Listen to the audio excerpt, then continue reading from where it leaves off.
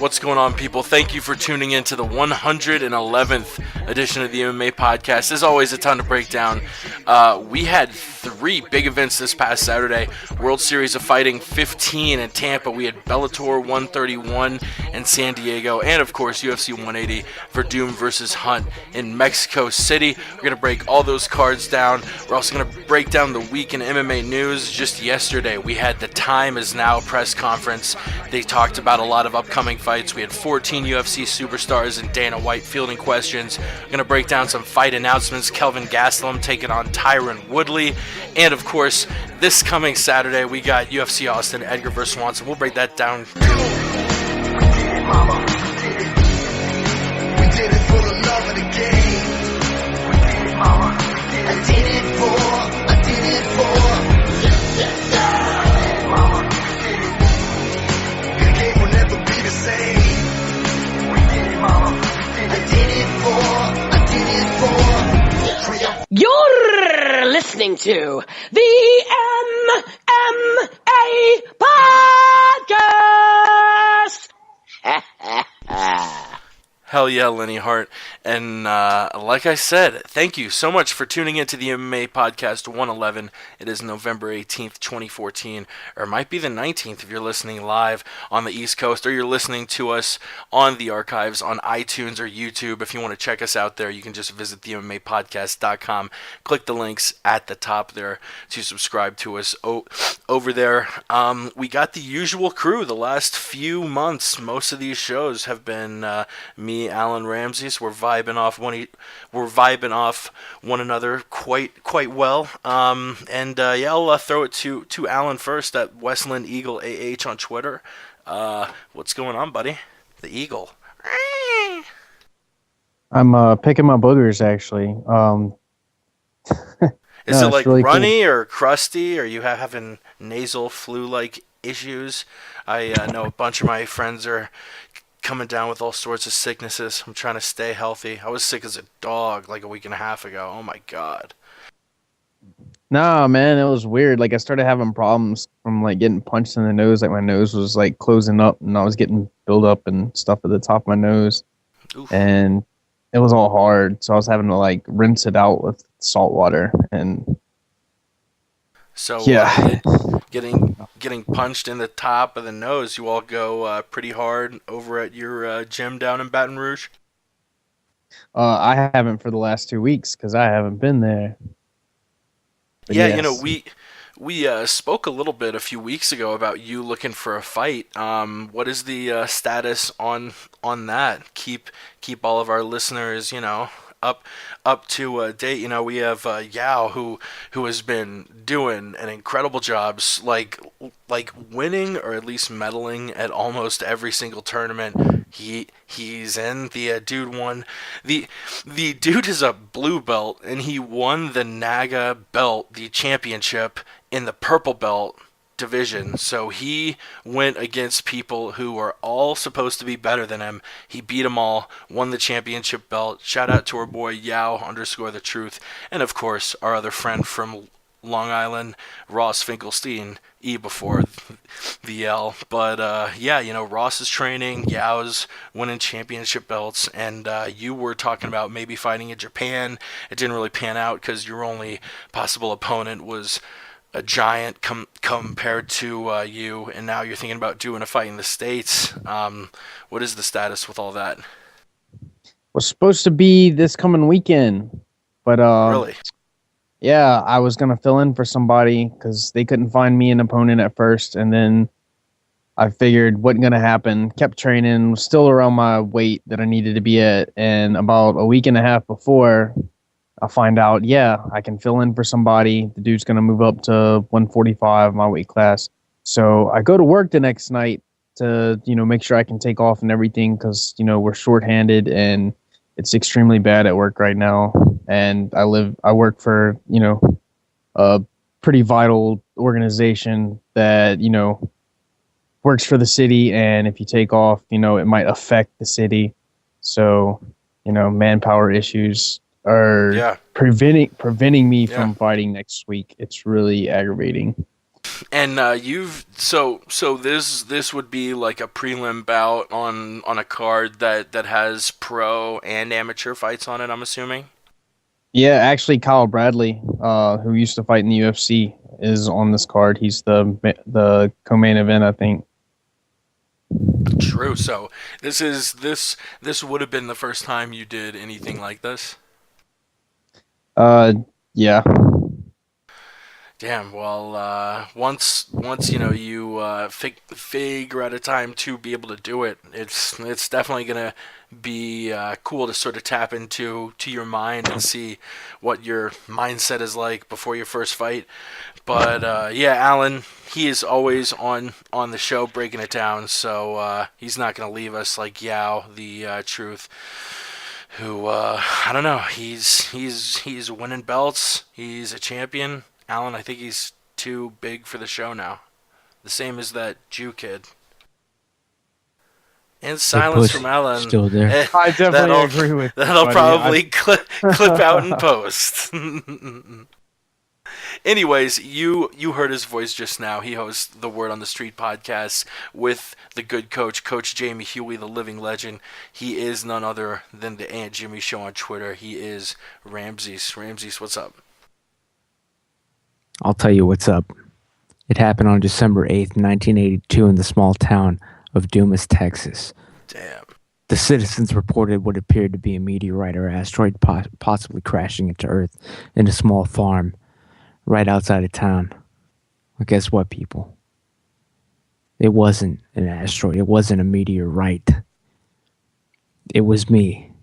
Crash landing in an alien spaceship from the planet Krypton to bring you the word on the street, people. I've never been sick or injured a day in my entire goddamn life. I am the ultimate. They don't even let me compete in MMA anymore. I was banned for life. I can't even show my face in a gym and train anymore. I've hurt so many damn innocent people in this life, but I'm still here, and I'm bringing you the word on the street, paying my debt to humanity, doing what I can to ensure the safety and survival of the human race, even though I'm not even sure that I'm part of it, but I do know what I am a part of. I'm part of the fabric of the community, the bowels of the city. I am part of the street, and that's how I can bring you the word on those streets. Hell yeah, you can check the Word on the Street podcast on Thursday nights and on the same iTunes subscription as the MMA Podcast. Once again, just visit the MMApodcast.com, click the iTunes or the YouTube links at the top. And if you are actually listening live, it is pretty late on a Tuesday night. It's 11:03 over here in Mountain Time. But if you are listening live, we would love you to tweet in or call in. You can tweet us at the MMA Podcast, or you can call us on Skype at 213-457-3380, or the MMA Podcast, like I said, on Skype. We love getting callers. We love breaking down whatever you want to break down. But like usual, we're going to start with the events of the past weekend. And yeah, it was something I don't know if we've ever had. We had a World Series of Fighting, a Bellator, and a UFC card all at once, and all of them were in the meat of the main card at the same exact time.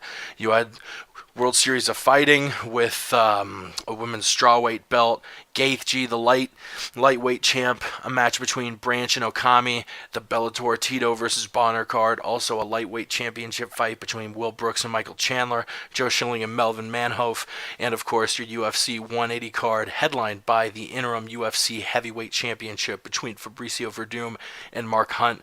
Our boy KG on the co-main, Lamas on the co-main. There wasn't much else, but yeah, it was cool to have a lot of screens and be able to watch one. You know, I bought the pay-per-view, had that on my desktop. I was switching back and forth between World Series of Fighting and Bellator on my TV. I had Twitter up on my phone, and honestly, at times it was hard to keep up, because I think it was during the Schilling Manho fight. There was a active live fight going on in every single card. And, I'm switching back and forth trying to watch everything. But let's start off with the World Series of Fighting card. It was at the USF Sundome in Tampa, Florida. Not really too much to break down other than the top 3 fights, sort of like the UFC 180 card. You had Jessica Aguilar retaining the women's strawweight belt, winning a pretty boring 49-45 unanimous decision. Justin Gaethje, a lot of people thought that he was going to absolutely steamroll Melvin Guillard, who missed weight. It was a catchweight fight at 159 pounds, 3 rounds instead of 5, because Guillard was not able to reach 155 to make it a lightweight championship fight. And Gaethje was a huge favorite, even more so after Melvin couldn't make weight, because when someone doesn't make weight, it usually means that they have drawn themselves out to the absolute limit, and the next day they're probably not going to be going at full steam. But Gaethje, a very strange game plan. Everyone thought that his wrestling was better than Guillard going into it, and he really didn't use it at all. He tried to stand and exchange with Guillard, who is a very good boxer. Can probably strike with the best lightweights in the world. So it was strange that Gaethje employed the strategy that he did, but nonetheless, he won the split decision 28-29, 29-28, 30-27, and in the championship fight, friend of the show, friend of Team Darkside, Yushin Okami, losing via TKO in the 4th round to David Branch, who had been dominating the first 3 rounds. Just very strange, a guy who for years, from like 06 up until like 2012, he was a top 10 middleweight in the UFC. Lost to Jacare, got cut, was what a lot of people think was one of the more unfair cuts in the UFC, along with John Fitch, Jake Shields, just guys that Dana White and Lorenzo, I guess, use the excuse of, well, they've had lots of chances and they can't get to that top spot, so instead of giving them a million chances over and over and over, we're just going to cut them. Yushin, he won his first fight in the World Series of Fighting back at WSOF 9 this past March. David Branch, oh no, it just didn't look like Yushin had a chance like the entire fight. But we'll switch gears to Bellator 131. I do want to say something real quick about Yushin Okami. Yeah, go ahead. Even though I Open did mic, not people. watch, even though I didn't watch this fight, although I did have 4 screens available to me and they were all in use. That's how much MMA was packed. I got 4 screens, people, and yes, one is always consistently viewing. Exactly. But 3 screens, I still couldn't watch it. I had the Bellator, you got your Fight Pass, and I got your Twitter stream, and God knows what else. But Yushin Okami, let's face it, when he got cut from the UFC, I just wanted to say this, that there's no question that it all boiled down to the fact that Yushin Okami just did not speak English. If he had the ability to speak English, let's face it, he'd probably still have his job. All right, none of this, he wasn't going anywhere, he was just a gatekeeper, he wasn't advancing. Give me a break. If he had spoken a word of English, he would still have his job. I maintain that fact. It's unfair, but they've actually, by cutting him for, quote, being on the decline, he's actually believed it himself and is now on the decline. It was a self-fulfilling prophecy. He got screwed. But honestly, people, think about it for 1 second. If he spoke perfect English, we wouldn't even be talking about him in the World Series of Fighting. He'd still be a contender. And we actually have a caller. It's a friend of the show, a regular. He's on Twitter at DaveyBoy, DAVEI_BOI. It is our boy Dave. What's going on, man? What's up, Davey? Davey Boy in the house. Well, He was I in the think you might be house. muted. Yeah, we heard a little ambient background noise, but now we aren't hearing anything. Up, he clicked off. See if we can re-add this cocksucker. Davy boy calling him up. He calls us. Now we're calling him. If you call us, we're gonna be relentless. We're gonna call you back. We're gonna make sure your voice is heard, people. It's a democracy here on the MMA Podcast. Alan, did you have any thoughts on Yushin Okami, the Gaethje fight, Gallard missing weight, any of that? While we try and reconnect with our boy Dave. I didn't get to watch any of it except for like some little clips of the Gaethje fight, and it looks sloppy, man. That that whole fight, he just he definitely didn't look like a UFC level, caliber fighter fighting against Melvin. And Melvin just looked like shit, like normal as well. If he's not blitzing people, he's not winning fights. So, yeah, really sad about Yushin, kind of upsetting that he lost, but you know, I guess that's how things work now. All these old, gatekeepers, they can't stay on top of the game forever, and it's time for these new breed, new guys to start trickling in, making their way in, just like when Kelvin Gastelum beats the shit out of Tyron Woodley. And I'm actually looking it up now. This was the first time the World Series of Fighting, Bellator, and the UFC all aired events on the same night. So we'll switch gears from World Series of Fighting 15 to Bellator 131. The World Series of Fighting was on NBC Sports Network. Bellator was on Spike, going down at the Valley View Casino Center in San Diego, California. Sort of like the UFC and the World Series of Fighting. Very underwhelming prelim card. But we had a lot of fun fights. Tito versus Bonner, Brooks versus Chandler, Joe Schilling versus Melvin Manhoef. I think Davey's trying to call back. Davey, are you with us? I am with you guys. Apologize for that. No Guam's worries. Wi-Fi is going kind of bad right now, so I apologize. Word. Well, how are you doing, buddy? Doing pretty good, man. It's been a little bit since I talked to you guys, but seeing you guys' Twitter feeds, so always entertaining to see some good Twitter feeds and shit. But God doing bless. pretty good. Definitely. Yeah. Before we change gears from World Series of Fighting 15 to Bellator, we had a few fun fights at WSOF 15. Branch versus Okami, Gaethje Gallard, Aguilar keeping the belt. Did you watch that card, and if so, what stood out for you there? I did. I mean, I watched the co-main event and the main event. I watched Gallard pretty much make a fool of himself, unfortunately. I mean, he was talking like a lot of smack, talking about him being an A-list fighter. He missed weight, and next thing you know, he loses. So it doesn't look good for his stock, basically being a fighter in the WSOF, in my opinion. I was watching the Branch and Okami fight, and I was going for Okami in that one.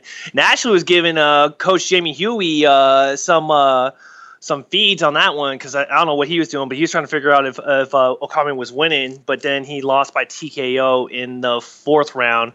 I was bummed when I saw that one. But yeah, those are the two fights that I caught that were awesome.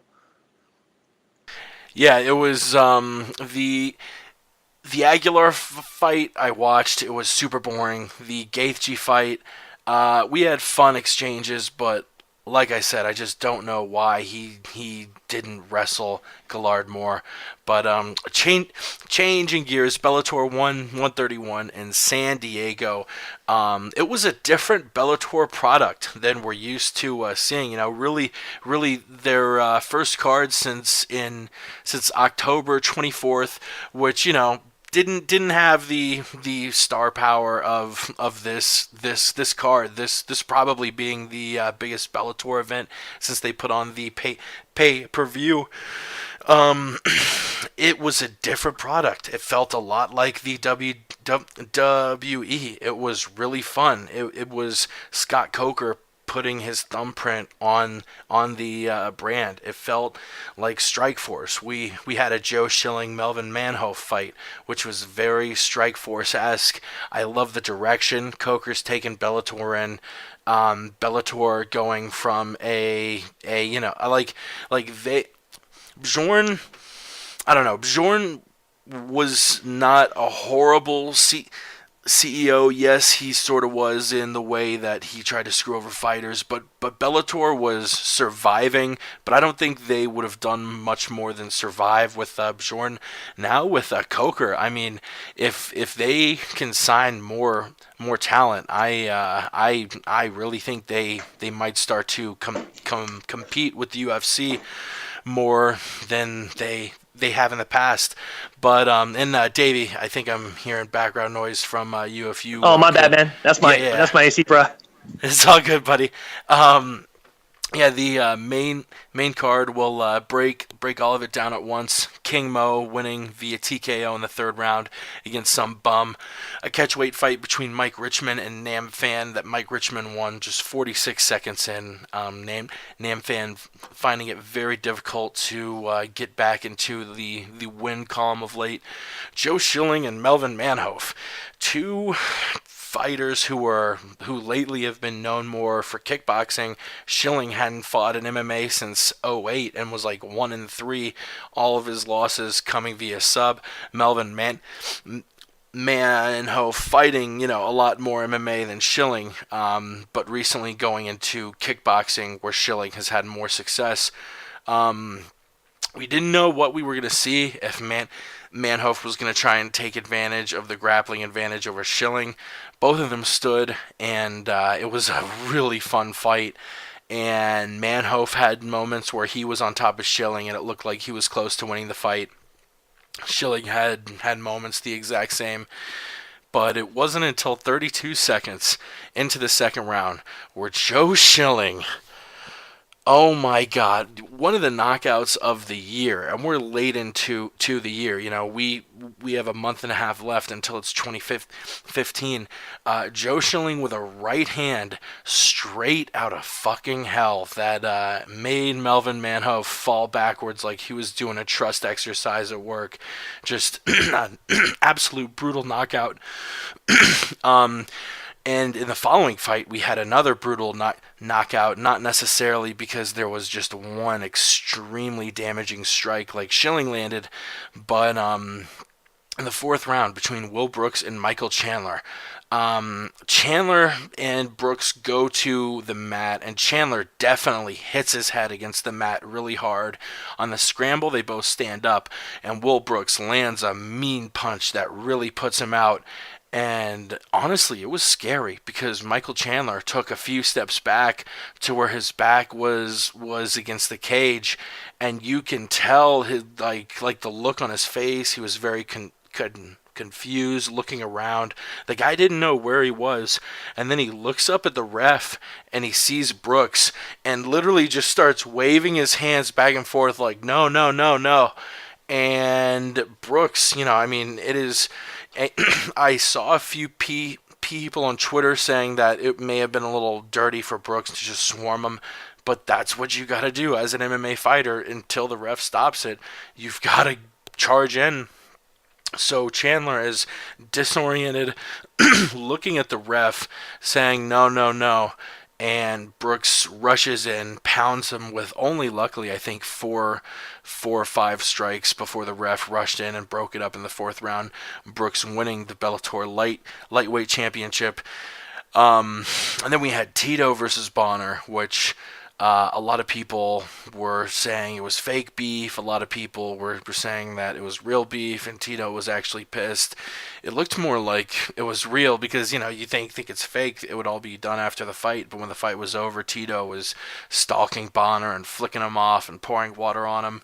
But Tito won the split, which he should have won. When I heard it was a split, I thought that was a little crazy. But, yeah, Bonner... I don't know. Bonner, he said himself in the post-fight interview that he just didn't have enough for him. And Tito, they talked about a rematch afterwards. I don't know if he'll get a rematch, a fight against King Mo. I don't know what they're gonna do with Tito, but Tito picks up the split decision win, 30-27, 28-29, 30-27. Davey boy, we just heard from you about World Series of Fighting. I'll pass it right back over. What stood out for you on this Bellator 131 card, a new look Bellator? I like it. I like the whole WWE entrance. That's one of the things I miss actually from the UFC back in like the old days, like the Matt Hughes and Rich Franklin days, where they had the ramp and they had like the Titantron and stuff. So I like the new look. I think Scott Coker's doing a good thing. You also mentioned Bjorn Repney. You know, when he brought up the Bellator, I do like the whole concept of the tournament concept of like, you know, we don't give out title shots, you have to earn them. I do like that. I wish they could have done a little bit more, you know, with that and try to market that a little bit more. But it is what it is at that point. Bjorn's not around anymore. Somewhere still in Mexico.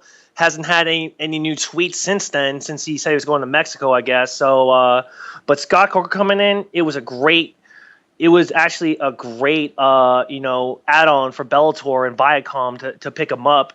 And like, this is actually the month for Scott Coker to really like show his promotional side, because like everything before when Bjorn left up until November was the Bjorn era. So coming into this month, Scott Coker coming in, this is really his brainchild now. So, but I love the concept of what he's doing. The Joe Schilling and Melvin Manhoef fight, that was an epic fucking knockout. And actually, if you catch my feed, I have a GIF of that too. If you want to keep replaying that over in your feed and stuff, just a couple of retweets, that'd be kind of cool. Make me feel kind of popular, I guess. But the Will Brooks and Michael Chandler fight, that was a pretty epic fight too. I mean, but Chandler's face just looked like a meat grinder basically. And then him, I mean, as you said before, I mean, he was just like when he got hit with that hook, he's standing there. He was probably knocked out. He was like half knocked out, half not. But he's looking like he's trying to wave the fight off and stuff. And then next thing you know, the ref jumped in when Brooks was swarming on him. But like those two fights, like were very epic. The main event, the buildup was kind of cool, but the buildup wasn't, because I mean, catching a lot of Twitter feeds that Stephan Bonner's been saying about him and stuff, it just looked very fake in my opinion. I don't think there's really a lot of beef really with Stephan Bonner and Tito Ortiz. I think they were just trying to build it up for a main event, honestly. So because the fight itself, I ain't gonna lie, I wasn't enjoying that fight. I think that was a pretty bad fight for what they were trying to promote out of it. It didn't live up to its hype. But other than that, though, I do like the new Bellator concept that Scott Coker has right now. So that's what I think. Yeah, Alan, what did you think about this Bellator card? Man, all I gotta say is Joe Schilling. Jesus Christ! Like after watching him in Glory and his kickboxing matches, and I got really excited for this because like they said it was like the perfect matchup, him and Manhoef. It was going to be most likely a striking battle because, Manhoef, he can wrestle, but, he generally chooses not to. And just from the onset, when the fight started, man, it was just, one big fucking, brawl. And, they were just going at it, throwing with, everything that they had. Joe Schilling, he's huge compared to Manhoef, but we all know that Manhoef, has knocked out people that are 100 pounds bigger than he is. He's knocked out Mark Hunt. So just watching the fight, man, that was probably the most exciting thing that I saw all night. I was really pumped for this Bellator card. I enjoyed the Michael Chandler fight, but yeah, like when he did that Uchimata and the hip toss or whatever and landed on his head, like it was clear that the fight was over from that point. I mean, he was out. And so, I don't know if they're going to have a rematch or anything like that. He was kind of getting handled by Will Brooks anyway. And the Stephan Bonner fight, man, the thing that really stuck out about that fight was that Stephan Bonner wasn't in shape. You could just tell, like, his normal demeanor that he has in fights, he didn't fight the same way. Yeah, he's been off for a while. but he also looked a little, chubbier than what he normally looks. And, he didn't come off as the same Stephen Bonner. So I don't know if he just didn't get a full training camp in, or just didn't try as hard during camp. But I think the main reason why Tito won was definitely because Stephen Bonner was not in shape. Because, I mean, he stopped the takedowns. He was able to keep the fight standing. And, on the feet, I definitely think Stephen Bonner is way better. He's got way better hands than Tito. He just, as the rounds wore on and he got more tired, like he put his hands down and just, he just had nothing. He was exhausted. So it wasn't that great of a fight. But, like Davey said, the whole presentation of everything just got me pumped up for the product. Nam Pham, I mean, he came out at, awesome little entrance and everything. And, he gets beat, starched really quick. He won his last 2 fights in Japan. They were relatively close together. They were within like the last 4 months. But I don't know, man. He's so much slower than all these other guys on 135. I don't think he matches up real well. I don't think he puts in the right kind of training camps. And I just think that he's not physically built, to compete with some of these guys that are just, genetically, gifted. I mean, you look at, Mike, and Mike just, he's shredded up little 135er that, just has all the physical tools and everything that you'd look for in a MMA fighter. And you look at Nam, and yeah, he's got the credentials, the skill, he's putting in his time, the experience, but he's not really, well physically developed, and he's really slow. And if he fights a guy that has any type of speed on him, they generally tend to, point him and just pick him off and jab him. And that's exactly what Richmond did. So, but overall, I was really impressed. I enjoyed everything, and really looking forward to what Bellator has to offer. I really think, like what you said, they could compete with the UFC on some level, bringing in the type of talent that they have. It's really exciting. Monday Night Wars are coming back, baby. Saturday Night Wars. I was using the hashtag during all 3 cards. Ramses, we haven't heard you chime in yet, and we save you for last because no one can follow you. What the fuck is up with Bellator? What'd you think of Bellator 131? Okay, the Bellator card. I only saw the one fight, the main event. So excuse me. Yeah, I do want to see the rest of it. I'm in the process of actually doing it right now, downloading Bellator 131. Because I'm downloading it because it wasn't a pay-per-view card. It was on free TV, and so I don't feel bad about that. I don't think there's anything wrong with that. I'm going to catch up this Chandler thing, and whoever the other guy was. Sounds great to me, whatever. But I only cared about the main event. I only switched it from my PS4 to Spike, was it? Spike for the main event. That's the only thing I'm going to comment on here. And I'll just say, guys, come on. Does it always have to be me that calls it for what it was? This was a blatant and obvious work right in front of your eyes, right in front of all of our eyes. And I can't believe you guys none of you even bothered to even suggest that it was a complete work and fabrication. Someone was saying they didn't believe the beef between Tito and Stefan. That's as close as it got. But people, you guys saw this fight. It was obvious what was going on the entire time. Stephen Bonner was, first off, the most important part of it, he was laughing as the decision was being read. Okay? Does a serious fighter do that? No. He was laughing and clowning. He was putting on a show. He pretended to have a heart attack and drop dead when it was announced that Tito Ortiz was the winner. Tito was, of course, outraged at being mocked, because to Tito, he wanted to sell it. But Stephen Bonner, he cheesed it up. It was ridiculous. There's a video on YouTube, if you ever have time, people. Look it up. It's me watching Stephen Bonner's movie called Supreme Champion.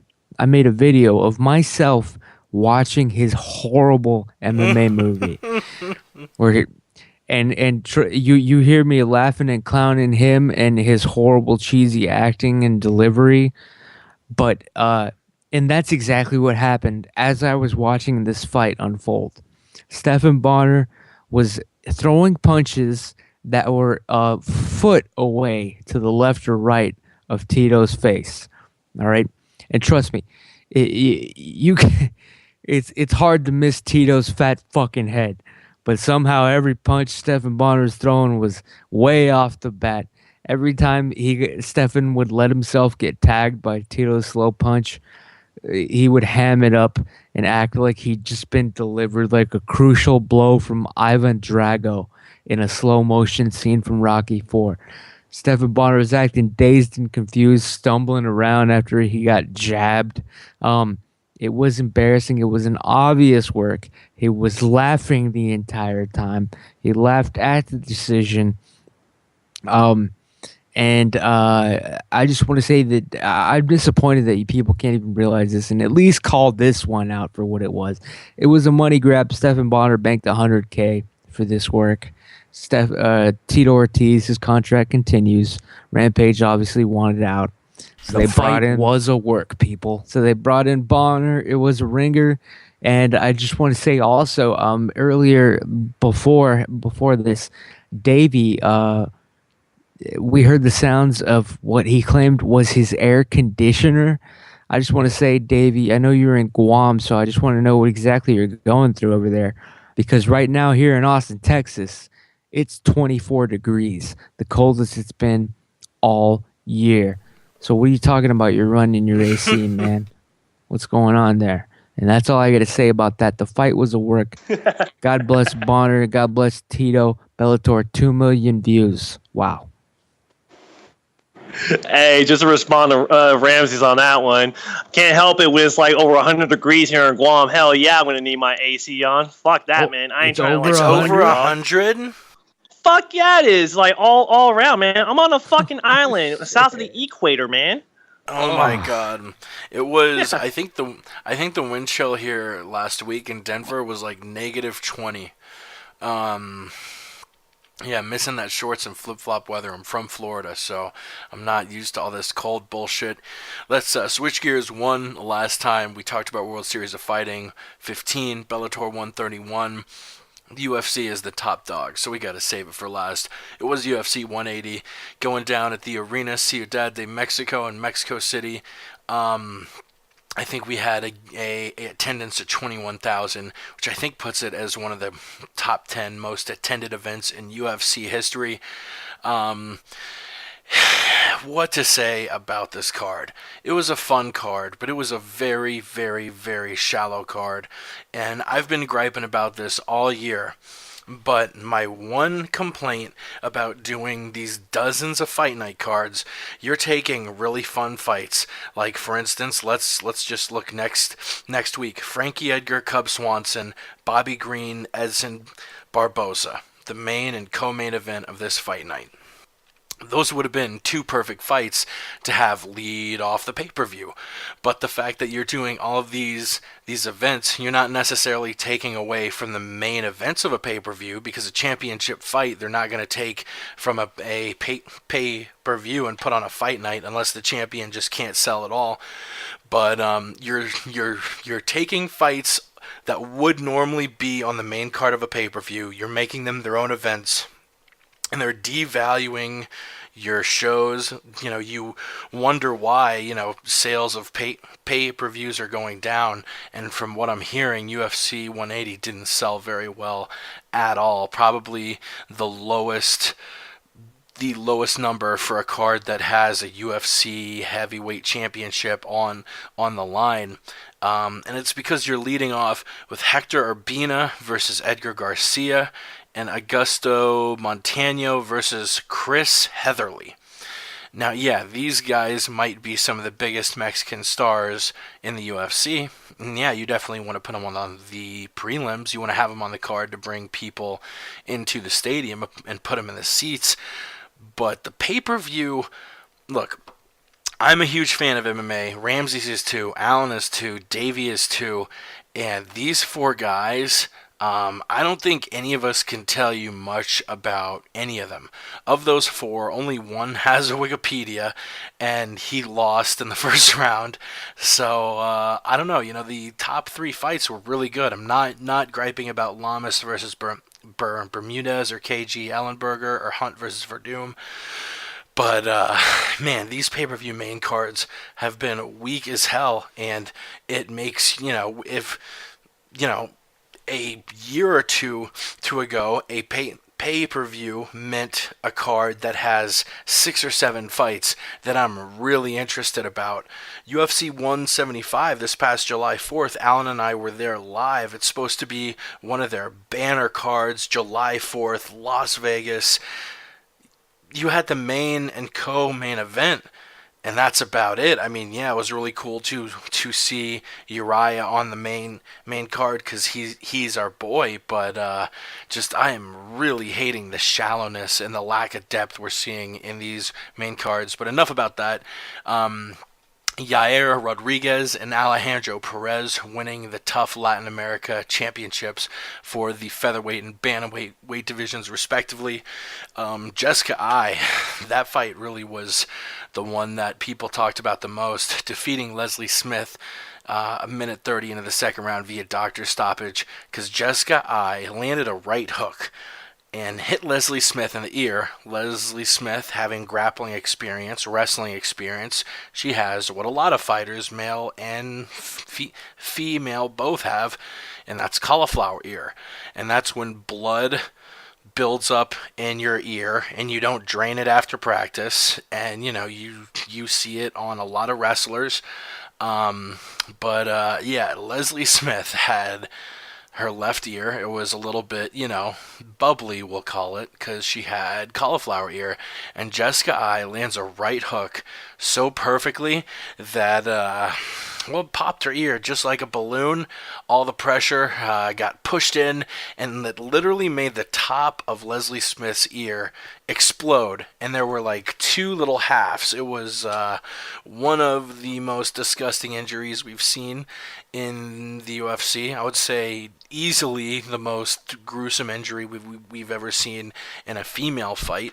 We've seen stuff like the Corey Hill and Anderson Silva leg breaks. I don't know if it's as bad as that, but seeing someone's ear, her ear was looking worse than Evander Holyfield's was after Tyson took a bite out of it. It was disgusting.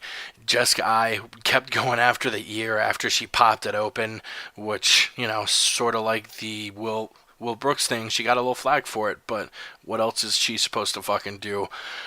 Jessica Ai on a nice little run now. She's won all her fights. She beat Sarah Kaufman, even though they got changed to a no contest because she went through some bullshit with the Texas State Athletic Commission over a failed test for pot. Lost a very close split decision fight against Alexis Davis at UFC 170 last February, and we hadn't seen her since, but she comes back on the scene defeating Leslie Smith. And she's definitely a girl who, I don't think she's that close to a title shot, but she's young. She's only 28. She strings a few wins together. She might get a title shot. I don't know, mid-late 2015, 2016. Who knows? Other than that, a guy pooped himself, which was pretty funny. I forget which guy it was. If it was Humberto Brown, that would be sort of ironic because his last name is Brown, but I'm not sure exactly who it was. But it was one of the Humberto Brown. It was Brown. Which is funny because his last name is Brown. But he pooped himself and then got subbed out in the third round, which I don't know what is worse, getting caught and being subbed unconscious with a standing guillotine choke, or shitting yourself in front of thousands of people, tens of thousands of people.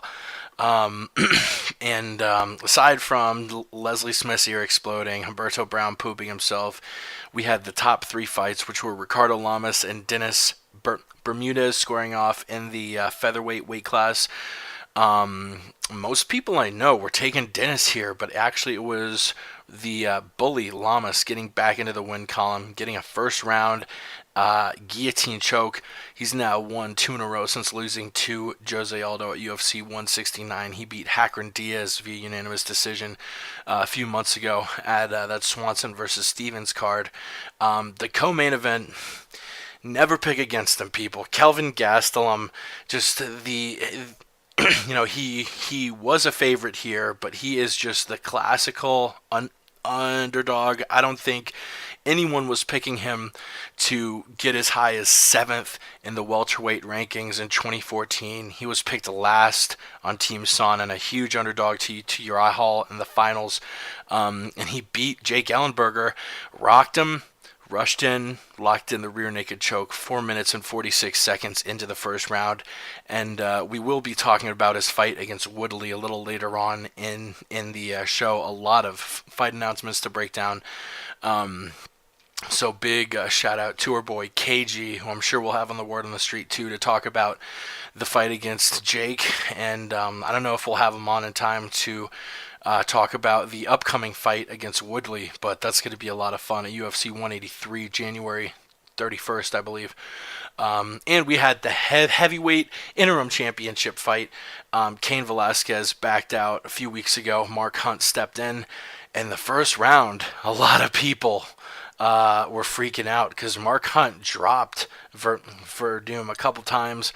Whether he actually was dropped, who knows? It could have very well been a ploy by Verdum to fake being dropped, get Hunt to rush in and bring him into his guard, which, he fucking tapped Fedor, people. Come on.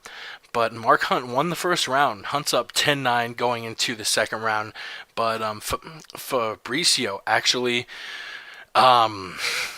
Man, after the first round, if you told me that the fight would have ended via TKO or KO, I would have said, oh, for sure, Hunt won the fight then, because he seemed to be dominating the striking.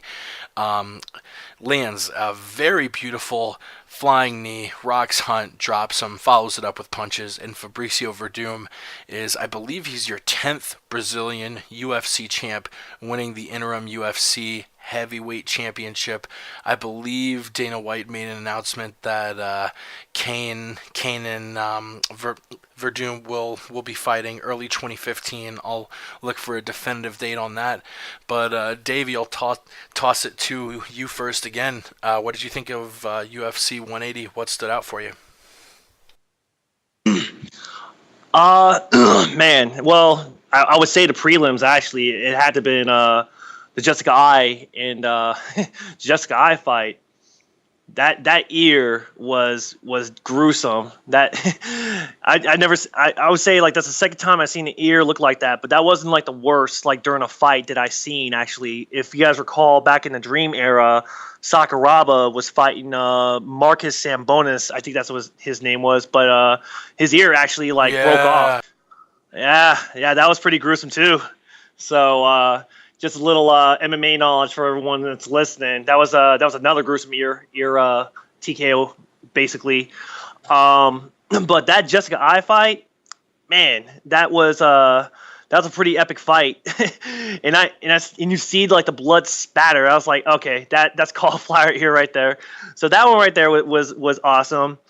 Bermudez against Lamas. I didn't expect Lamas to win by a sub, to be honest with you. I never really put my money on Lamas. I was kind of upset to see him fight Aldo, and I was like, he's gonna run all over him. So leading on to that fight, him against Bermudez, and Bermudez was on a win streak himself. I didn't see how Lamas was gonna win the fight, especially when Bermudez wrestles. He's a wrestler by heart. So him going in there and pretty much destroying Bermudez, I was shocked on that one.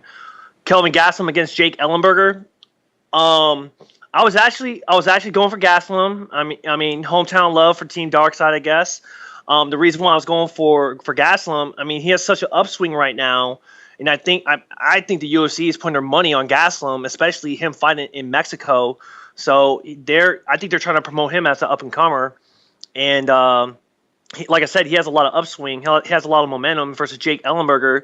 he doesn't seem like he has like a lot of confidence in himself. When it comes to the stand-up game, he's not. He just doesn't seem like himself. But prior to Diego Sanchez, after he won his fight with Diego Sanchez, he really hasn't been on a tear afterwards, in my opinion. So like Jake Ellenberger's head, I didn't know it was in the right place or not, so I was going for Gastelum on that one. And then, but Mark Hunt against Verdum. I knew Verdum was going to win, but I did not see that knockout happening in the second round. That flying knee just came out of nowhere, and Hunt took it to the chin, and like you see in the slow-mo of his face and stuff, taking that knee to the chin, and the next thing you know, he just goes down, and then we have a new interim champion. And in my opinion, I think he's going to be a new face of the heavyweight division as an interim champion. I don't think Cain Velasquez is going to come back, and in my opinion, win that fight. He's just been injury prone too much. He's going to be, to me, I think he's going to be like another Brock Lesnar that's going to just like try to come back early, or he might be injured but still fight, but he's not going to look the same. I mean, Cain Velasquez only had 2 title defenses, and he's really hasn't been doing much since then. So I think Verdum's going to hold on to that belt for a good minute. Sorry about that. Just queuing up a little audio, people. Did you have anything else? Sorry about that, buddy. Oh, you good, man? You good? Alan, what did you think about UFC 180? What stood out for you? Our boy KG taking it home. Yeah, like David Boy said, I was actually impressed with the 2 Fight Pass prelims, the Briones and Canetti, and then the Beltran and Vera fight. I thought those 2 fights were like really action packed. They weren't like super high level, but both those, those 2 matchups like really impressed me. They were really entertaining. And then, I mean, except for the Jessica I fight, I didn't watch any of the Fox Sports 1 prelims. They weren't really good fights, and I didn't enjoy them. The next thing that kind of stood out to me was that Montano fight and that Heatherly fight. I mean, Montano is supposed to be like some type of like, freak, and he's supposed to be so good, but yet he had trouble with this guy that is probably like 145-pound fighter, but he's just fat and he's fighting at 170. And I mean, he should have been able to finish the guy, and he wasn't. I don't see Montano being very, very good in the future. I think he's just, he's got that hometown hype, and they were building him up. But I wasn't impressed whatsoever. The Lamas and Bermudez fight, Lamas wasn't destroying Bermudez. Bermudez was actually controlling the fight, and like keeping Lamas pressed up against the cage. And he was coming forward and just got caught with a jab, and just it was a stinger, and he stumbled, fell down when he got jabbed, caught him right in the face. And Lamas took advantage of it, which is what fighting is all about. It's about taking advantage of opportunity, and he got an opportunity. If that fight goes longer or goes to a decision, I think Bermudez wins easily. But Lamas, he got the win. He was a better man that night. So, and then KG, man, what the hell? It's the first time I haven't got to see him fight live in like his last 3 fights. So I was kind of bummed out about that. And, him having his last 2 fights be decisions, it was really like nerve wracking for me to be there and watch the fights. It's just really tough, especially as a fan, being a fan of his, since he was first on this show, before he even got big and famous. And, seeing him go out there and finish it in the first round, Davey did say that Ellenberger, he didn't look like his head was in there on the striking game, and I think that's true of him just as of late in general. But Kelvin went in there, did what he needed to do, and looked sharp. And big things coming for Mr. KG in the future. And your main event. I was going out on a limb and picking Mark Hunt as the dark horse, and with his strategy and the first round, that's kind of what looked like was going to happen. Looked like Mark Hunt might be able to pull it off. beating the shit out of Fabricio Verdum. Verdum not being able to take him down. And then in the second round, Verdum just changes it up on him and shoots for a takedown, and then, throws the jump flying knee, catches Mark Hunt. And I think it was more of Mark Hunt so fat that with somebody on top of him, he wasn't able to get up from his back. It wasn't that he was completely knocked out. It was that he just physically wasn't able to stand back up. I mean, you're a 300-pound guy, and then you have a 250-pound guy on top of you. It's kind of hard to get up off your back. Let's just be honest. And props to Verdum. But I don't think Verdum. I think the first time that Verdum fights anybody that's a super heavy puncher that also has cardio, I think he gets beat. I don't think he's all that great. He looked good against Travis Brown, but Travis Brown is very sloppy. He's got really big holes in his striking. He's kind of clumsy for a big guy. I like Travis Brown a lot, but he'll never be the UFC heavyweight champion. He's just not a complete enough fighter. And Verdum, he's getting better, but I mean, Mark Hunt was able to keep him on the outside and just kind of land punches, and Verdum just sat there on the outside. So Verdum's really good, but I don't think he beats Kane if Kane comes back. And I'd like Brock Lesnar to come back and fight Fabricio Verdum. I think that would be really fun. Just putting it out there. Hell yeah, Ramsey's breakdown UFC 180 before we get to the news and this time is now presser. Credit where it's fucking due, people. The UFC, out of all of the other handful, dozens of organizations that decided to put on fights that night, the UFC once again came out on top, and I do stand by their product. 100% they had the best fights. The Saturday Night Wars. Yeah, they hands down won, even though Bellator, literally whooped their ass as far as viewers go. 2 million viewers. But and I'm hearing UFC 180 didn't do too many buys, but I'm telling you right now, they had the better product, the better presentation overall. Yeah, so what, Bellator? Yeah, the guys walked out on ramps. That's great. Yeah, they. What now? Bellator is the number one MMA organization because they built a ramp. Like, yes, to go to UFC Austin this Saturday at the Frank Irwin Center, they had to build a ramp for my wheelchair, but you don't see me declaring the Irwin Center the best arena on the fucking planet. All right, there's the point here. The UFC is definitely still on top. All right, any sort of a ramp and fireworks going off and WWE presentation on a walkout, that's great. That's fun. Whatever, I get it. But people were acting like it was the second coming of Jesus Christ because of this goddamn ramp presentation. It's a throwback. They were doing it back in the Pride days, people, and we already talked about the work that was presented, which you guys obviously still won't believe, even though it's happening in front of your face. The fighter himself was even laughing at the ridiculousness of the whole entire situation. Anyway, UFC 180. I did, I am of Hispanic origin. I do have some family in Mexico. I did encourage them to watch this fight. Tune in.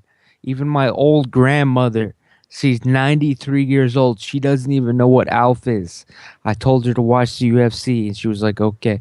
And then then I'm like the next day talking to her. It turns out she almost had a heart attack watching this Leslie Smith versus Jessica I fight, where the damn ear exploded. My grandma didn't get it, man. I heard she was almost gonna puke if she still had any fluid left in her broken, old, decrepit body. God bless her. Damn. Okay. God bless her, though, man. But she's lived a long time. Anyway, UFC 180. Jessica I versus Leslie Smith. It was disgusting. Leslie Smith should be cut from the UFC immediately for making us all witness. Like, it's just an appendage falling off a fighter. We don't need that. Yes, it was glorious. There was something about Jessica I doing it, just punching off her damn ear, and then pawing at it. If you look at the slow motion replay, Jessica sees that the ear is detaching, and she does paw at it before she starts hitting it again, punching it. She was trying to rip off her fucking ear off her damn head. So props to Jessica I for the fight IQ. It was glorious to watch. It was pretty damn tough of Leslie Smith to try to kind of tough it out, but we all knew it was over. I mean, when your ear ain't even attached to your fucking head anymore, the fight is over. Everybody knew it, right? But I do have to say, it's not the most gruesome thing or the most painful injury that we've ever seen, obviously. But I do want to point out, in my opinion, what happened to Uriah Hall with his toe being broken off from the bone, that was just as disgusting and definitely more painful since it actually involved a bone being exposed. In the ear thing, it's cartilage being ripped off full of blood. You sew that back on. This Uriah Hall doesn't even have diabetes, and he almost lost a goddamn toe. That ain't right, man. Ain't nobody got time for that. But that was more gruesome, so props to him. But yeah, thank God Jessica I won. Moving on, I do. I did make a shit ton of money off of my boy Kelvin Gastelum.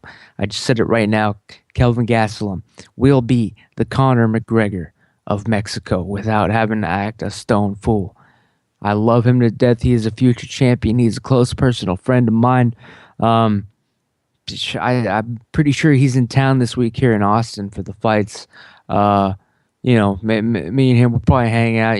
Just chill out, man. I'll buy him some dinner or something, man. I'll take him all the sights. We'll pick up. Take some him chicks. to Wally Burger. Before he blows up, before he forgets about the little old guys, man. Before he's champion, and he will be champion because these other guys. Who do you got? Johnny Hendricks, Robbie Lawler. You got your Condits. They're all broken. They're all injury prone. They're on their way out, people. Kelvin Gastelum is the new generation. Mark my words. He's timed it just perfectly right. He's going to be the champion. You can't beat the streak. It was great seeing him win, do the deed against Ellen Berger. I am speeding this up. I know I've been droning, but taking Ellen Berger out in the first round, that's even better than I expected. Honestly, this kid keeps impressing me. It's like he rebuilds and comes back stronger than ever. He's like the motherfucking Borg from Star Trek, The Next Generation. He keeps evolving and adapting to beat his opponents, like Doomsday, the beast that killed Superman, engineered on the planet Krypton. Once again, just like myself. Kelvin, shout out. Thank you. Spending that money. Buying that PS4. And I guess I do just want to say briefly about the main event. I did call this one. I did call it for Verdum because basically I said the odds were stacked against Mark Taunt. Apparently he was even fighting with his woman. He didn't even want to be there anymore. He was having to do his own fucking laundry, even though the hotel would have easily taken care of that for him. I still haven't figured that out yet. But yeah, he got his ass whooped. Round one, high elevation. He showed up that week. Verdum had been there 2 months. Verdum speaks better Spanish. Mark Hunt came in there, put on a show for the fans, collected a paycheck, people. But I doubt he even was on weight. I think this one was a total just a job. And that's the bottom line. That is the word on the street. And before we get to the news, really quickly to touch on Kelvin Gastelum, saying he is the next generation. I mean, look at the ages of the current guys on top of the weight class. Johnny Hendricks, 31. Robbie Lawler, 32. Matt Brown, 33. George St. Pierre, 33. Carlos Condit, 30. Hector Lombard, 36. Kelvin Gastelum is 23 years old. It's all over for them. And he's already fighting at this level. I don't. How old's Tyron?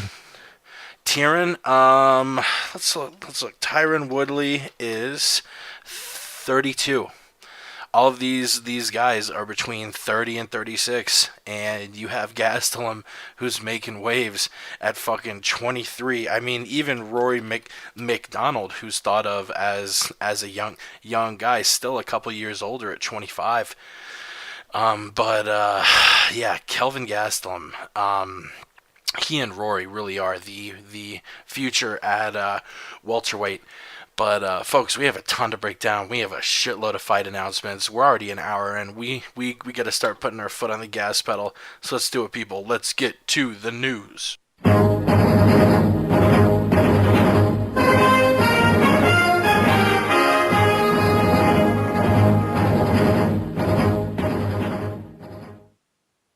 If Jake is doing the news right now, I cannot hear him. Oh man, I've been muted up the last 30 seconds. Yes, you have, son. Dang, I thought I got cut off for a second. Shit, I was about to hang up. We'll cut it out in post, people.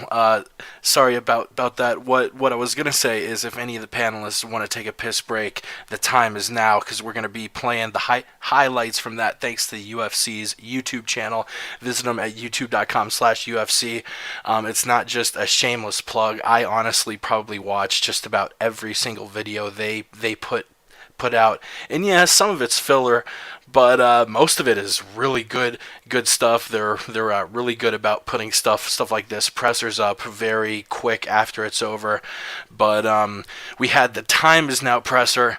It was a little disappointing in the fact that the UFC was pressing a major announcement, and instead of themselves coming out, the day before the presser, a few hours before the presser, and saying, "Hey, that giant announcement we promised, sorry," it was kind of embarrassing for the UFC, because they had to be asked. It was the first question. Heidi Fang asked Dana, "So what's the giant announcement going to be?" And Dana goes, yeah, we haven't figured that out yet." And myself, and I'm sure a ton of folks watching who are really looking forward to this announcement, are like, "Really? You're not going to let us know until someone has to fucking ask?" But it was really good. Like I said, courtesy of youtube.com/UFC. Check them out, subscribe. All the videos are really good. And we start off with the boss, Dana White, breaking it down for us, opening up the conference. We took this block, the time is now. We're coming off this year with all these injuries, and the way that a lot of people look at things, television networks, fans, etc., they look at things in seasons. Like the NFL has a season, NBA, baseball. So we're taking this block of fights here. The time is now. We're coming into the new year with all these great fights. All these guys are going to stay healthy, train smart, and these fights will happen in 2015. And it was really sort of interesting because usually, we see them sort of rolling and scheduling events 3 to 5 months out, and not having, a block of events at once. But they announced their entire 2015 schedule. I don't know whether it's going to be concrete. Things will get shifted around a lot, but they seem to be pretty set on 2015. And next we checked in with the sound clip generating Nick Diaz talking about his upcoming fight with Anderson Silva. To try and live life like a normal person for a year, and it's I got a lot of things done that I planned to do in the year, and it worked out good. It was a good experience, and I think I needed some time off, so it came at the right time. Next, we check in with Conor McGregor, another sound clip generating machine. The Irishman talking about what he's going to do to Dennis Seaver this coming February in Boston. It is a mismatch. I'm going to whoop his ass. I'm going to collect the checks, and then I'm gone. I think the fight. Next, we pass it off to Daniel Cormier fighting John Jones at UFC 182, January It 3rd. sells itself. You know, John and I didn't really have to fight at the MGM Grand to get you guys to come and watch us fight at the MGM Grand.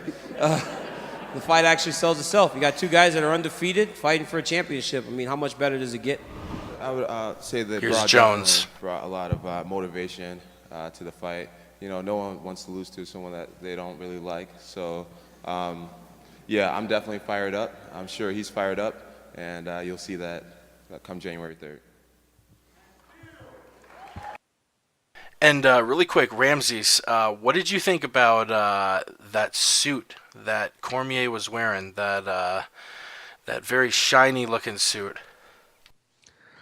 Somewhere, somebody in the ghetto came home and found their couch bare as fuck, stripped of all the Corinthian leather. All right, they made this somebody patched this shit up. I don't even know. This was a suit that not even a pimp would agree to be buried in. You understand? It was embarrassing.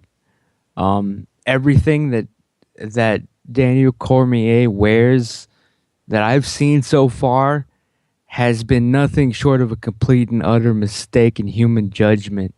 And but at the same time, I hope he puts the suit on eBay.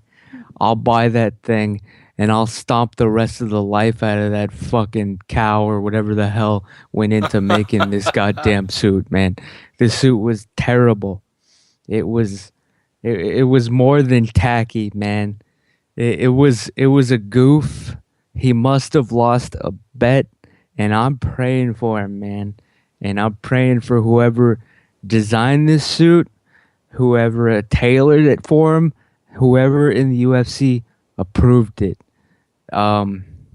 It was criminal almost.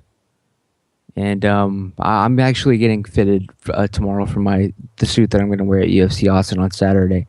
I'm getting fitted, getting it trimmed up. It is going to be a nice shark skin grayish blue, depending on what angle the light catches it at. Thank you. Word on the street. That's right. And I think we hear a little bit more of DC before they move on in the highlights. I'm sure he's fired up, and you'll see that come January 3rd. And still. And the new. A little bit of back and forth between John Jones and Daniel Cormier. Next, we check in with Alexander Gustafsson, who's going to be fighting Anthony Rumble Johnson in Sweden, January 24th. It is official. Great. I'm very excited for the fight. He's done good in our division, and I can't wait to fight him. And it's going to be in home ground, Tele2 Arena. So, you know, I'm super excited. Man, I was so... Now we're checking in with Ronda Rousey, who's going to be fighting Kat Zingano on the co-main at UFC 184. So excited to fight January 3rd. I was so in shape and so ready to start camp. But the thing is, I don't get ready. I stay ready. I'm the best in the world every single day of the year, including February 28th. So I'm excited. I'm stoked. I can talk about. And then we switch over Vitor Belfort, who's going to be fighting Chris Weidman for the middleweight strap. Myself, you know, it's, I don't talk trash. I keep training. I'm very confident on my preparation. And I believe their arrogance needs advertising. Confidence speaks for itself. So I'm preparing. I'm ready.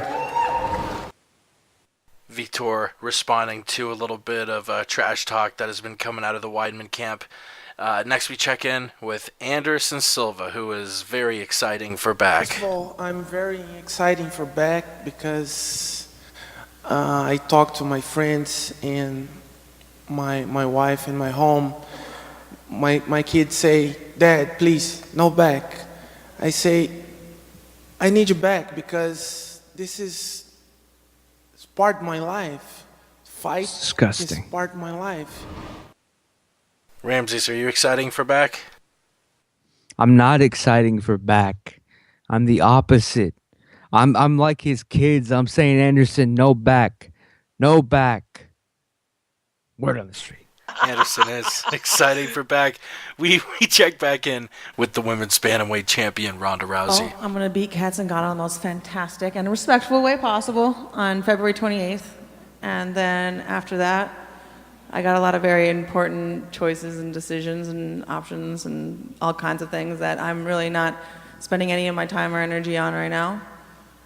Only thing in my world right now is that fight, and those opportunities only exist because I'm the UFC champion, and so I need to protect the thing that allows me to do what I do, and that's this belt right here, and that's the only thing that's on my mind for 2015.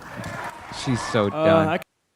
That's right. She's protecting her belt so she can keep doing movies. We had 14 fighters. Only 3 of them were UFC champions. Ronda Rousey is one. Chris Weidman, another, the UFC middleweight champion. I could do everything besides punch. So I could grapple a little bit. I'm waiting for MRI results to come back. I should get them, I think, either today or tomorrow. And that should allow me to go start training even harder. But it feels good, and hopefully the MRI results come back good. But I'm on track. Everything's good. I was in the cast for 4 weeks. Brace for about 2.5, 3 weeks. So everything's good. I think Weidman discussing the wrist injury that postponed the middleweight championship fight with Vitor Belfort. Now we switch to Lyoto Machida, who's going to be fighting CB Dalloway, who, I don't know if Dalloway got asked a single question during the presser. It was kind of sad. it's a great opportunity for me because to fight in my hometown, and I can have help from the crowd, and I can feel at home all the time. Someone asked CB Dalloway, to be fair, someone did ask him if he had a light at some point. Yo, CB, God damn. you got a light? Jesus Christ. Next we check in with Anthony Rumble Johnson. The suspended has been rescinded. He is back, and he will be fighting Alex Gustafsson for a shot at the light heavyweight championship. I'm just looking forward to the future, and I got what I asked for. I wanted to fight Gus. You know, he's the biggest challenge I have right now in front of me, so all of my attention and energy is focused on him. Again. And of course, we got to check back in with Conor McGregor, the notorious one. And I won't look past Dennis. I will look through him exactly where I plan on going, and then carry on. But I believe 2015 will be my year.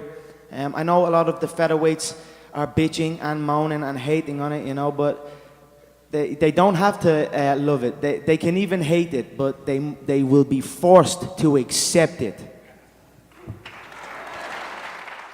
And those were the highlights of what the fighters had to say. I definitely want to get your reactions on that. But before we do, toward the end of the show, we had a Q&A session, and it was a fan Q&A session, and a friend of Nick Diaz, apparently a fighter who's trying to get into the UFC, took the mic, lobbied to Dana White, and I want to see this guy get signed just so I can hear more from him. It was gold. For you, me and James.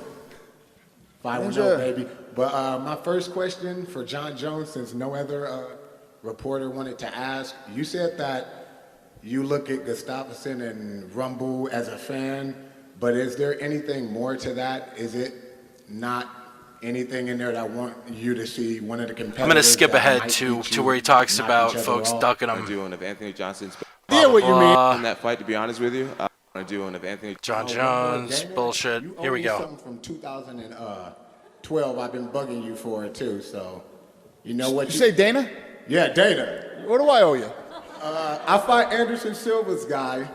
I got ripped off. You told me I did. Okay. And then you owed me some WC DVDs, and all the Dark Age DVDs. You never gave them to me. I had to buy them myself.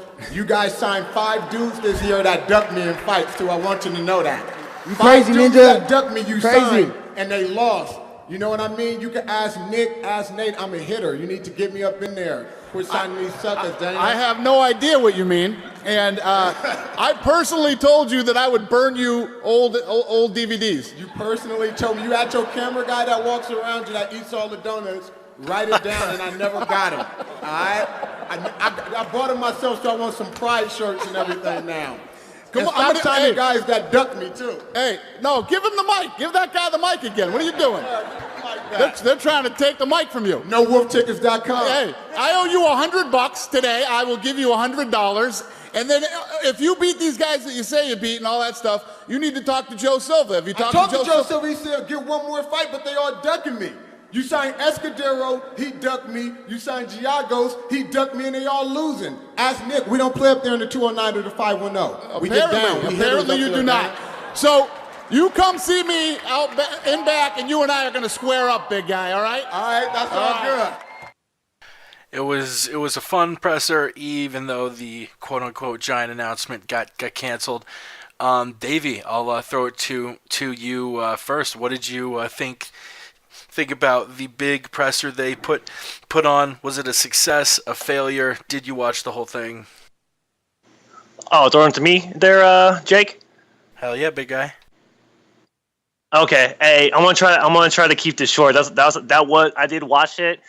I'll start off with the top. How you kind of like rolled down here, Jake. Dana White coming in talking about the schedule and stuff. The next year's schedule till 2015 December. I think it's fine. As a fan, I mean, do I really care what's going to happen in December of like next year? You know, upcoming events. I really don't. I mean, if I hear like a fight's coming out like 3 months from now, yeah, I mean, it's something to talk about, something to like bring up. But like talking about events like that are coming like next year in December, basically, I don't know. I mean, I don't personally care about that. It is what it is. Nick Diaz.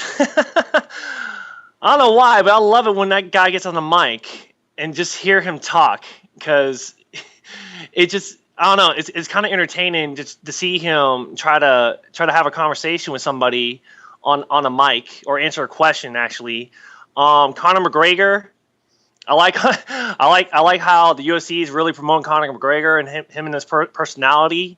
Him talking about his fight against Steve. Yes.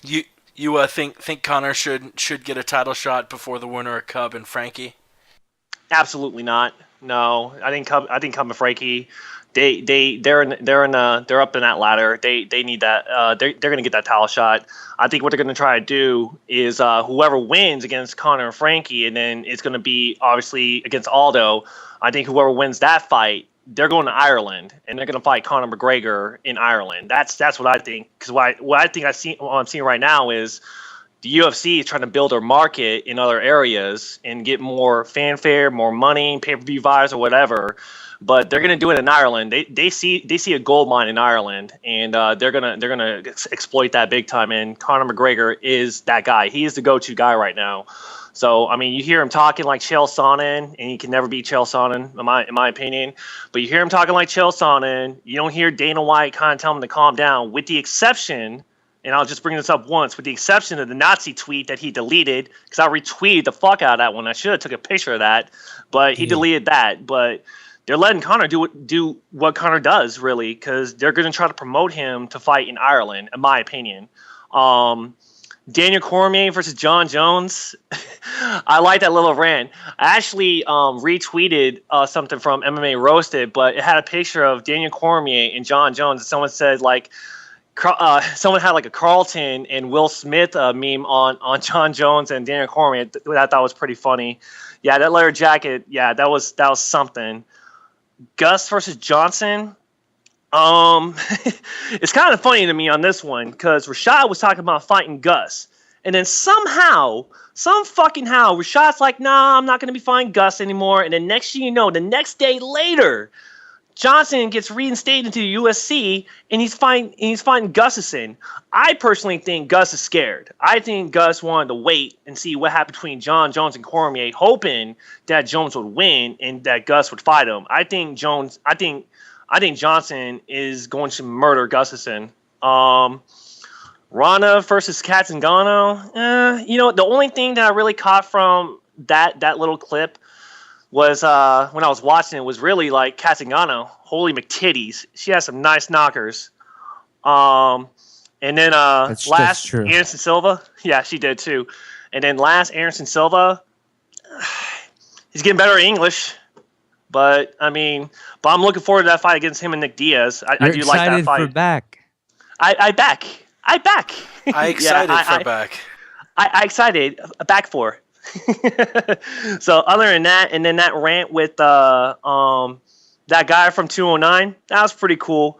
But overall, the funny thing is too, like talking about this like UFC hashtag time is now, whatever. Like I'm active on my Twitter, big time. I did not know about this event until like hours before it came up.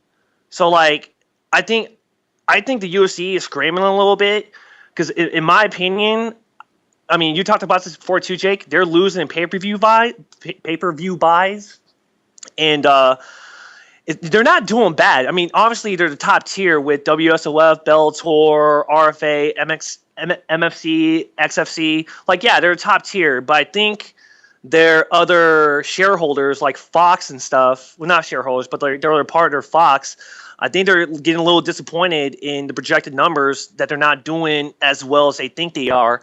I think the UFC is scrambling. I think the UFC is trying to hype up things to where they get more views. I don't know. I mean, that's my opinion. Because like this coming up, like on the last minute, I think the UFC is desperate to try to get more people to view the UFC either by the pay-per-views or the events and stuff. So I personally think they're scrambling to make other people happy. But overall, it was a good YouTube clip. What did you think of the Time Is Now presser, Alan? Did you get a chance to watch the entire thing yet? Yes, I watched it. Wasn't real impressed with the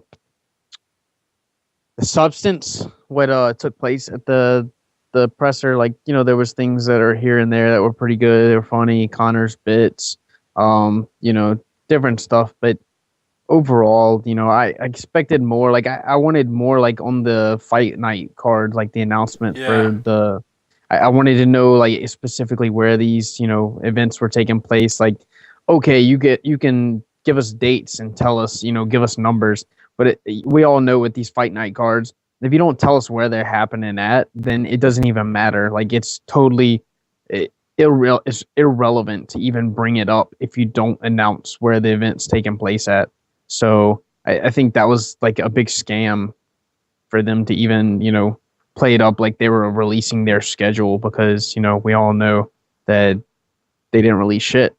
You know, we could have fucking went by last year and made up all those, you know, distinctions with the fight night cards being on those days. But overall, you know, I liked it having all those big names on the same stage. It was really cool. The presentation of how they, you know, put all the fighters out there, had, you know, some of your big champions, some of your big names, all the up and coming fights. They had them all, you know, sat out there really nicely. The one thing that really stood out to me was CB Dalloway's suit. Like, everybody's like so well dressed, like wearing nice, you know, clothes that match and fitted suits, and, you know, looking real sharp and dapper. Couches. And then CB Dalloway bust out with his TD Jakes, like, fucking black preacher Baptist suit from like 1995, and he just looked like a pimp. And I think that's why people didn't ask him any questions, because they didn't actually know that he was a fighter. I think they thought that maybe he was like a bodyguard for somebody or a promoter because of the way that he was dressed. It was disgraceful. CB, you're going to be on the main event of cards. You're going to have to step up your game, son.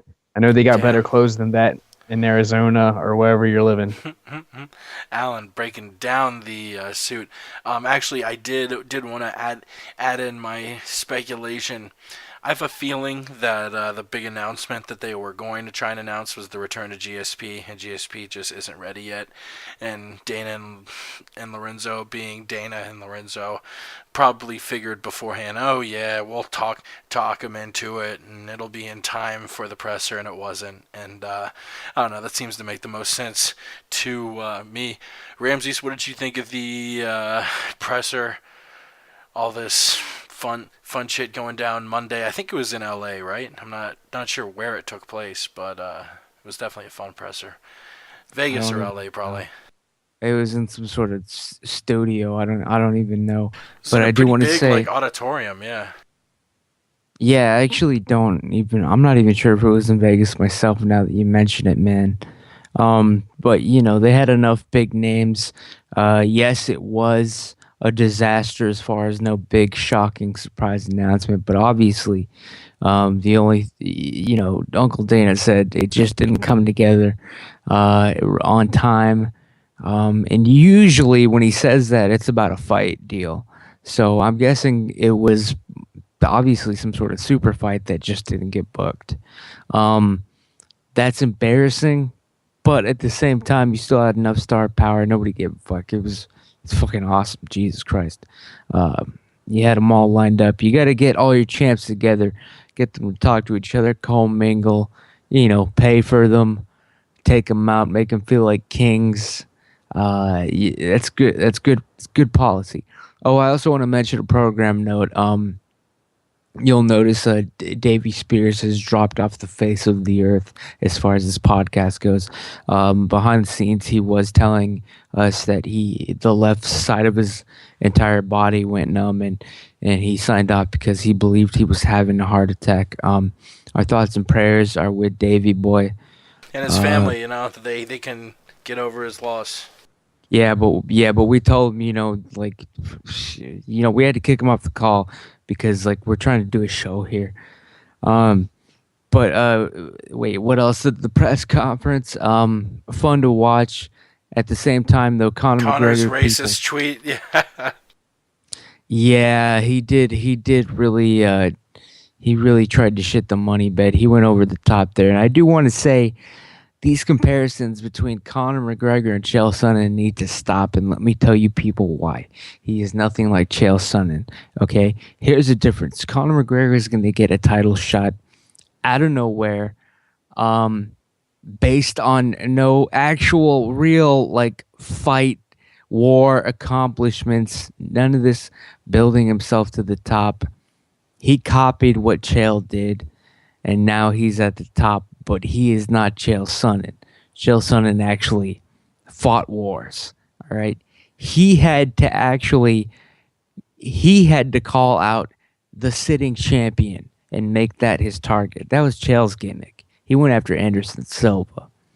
Conor McGregor's not going after the champion. He's not. Yeah, it seems like he's pretty set on fighting Aldo soon. Yeah, but that's not what he was built on. He didn't come off right bat saying, I'm going to beat Jose Aldo. Aldo, the fake Brazilian, the Nazi Brazilian with Jew gold. You know what I'm saying? Chael Sonnen went after the champion. That was his gimmick. Not the trash talking, promo cutting thing. That wasn't his gimmick. He went after the champion. That's what Conor McGregor does. He's failing to understand. He's just doing the shit talking part of it. There has to be a goal and a purpose. And I think it's going to backfire because Conor McGregor is one punch away from becoming just a Clay Guida, a fan favorite. We all love watching him. But you know what I mean? He's one punch away from getting knocked out. And it'll happen to him. I'm sorry. The press conference, though, good thing overall. I was impressed. I hope they do more shit like that more often. Yeah, it was fun to see 14 of the sport's biggest stars. Also, a few bits of news, nothing really to pass around, just news bits to break down. John Jones saying he wants to fight Cormier and the winner of Gustafsson and Rumpel, and then move up to heavyweight, because at that point he will be the greatest of all time. Sounds like Jones might be counting his chickens before the eggs hatch. Chael Sonnen mulling a tryout for the 2016 Olympics. Actually, really quick, just, I don't know, because all of us do have pretty strong ties with Chael. When you see that Sonnen is thinking about trying out for the 2016 Olympics, do you think he's being serious, or do you think this is just sort of the media taking a half-hearted joke and running with it? Alan? Gold medals, Jake Walters. Gold fucking medals. I don't know who Jake Walters is. My name is MMA Podcast. Ramses, what do you think about Sonnen to the Olympics? R. Kelly said it best, man. He used to think that nothing was wrong, that life was just another empty song. But now he knows the meaning. Basically, if you believe you can fly, that you can touch the sky, and you think about it every night and day, there's no. It's like when you're in love with a woman, there's no limit. Do you understand that we're all living in a dream here? But some of us actually realize that that's exactly what everything boils down to, even if it is real. It's all a dream.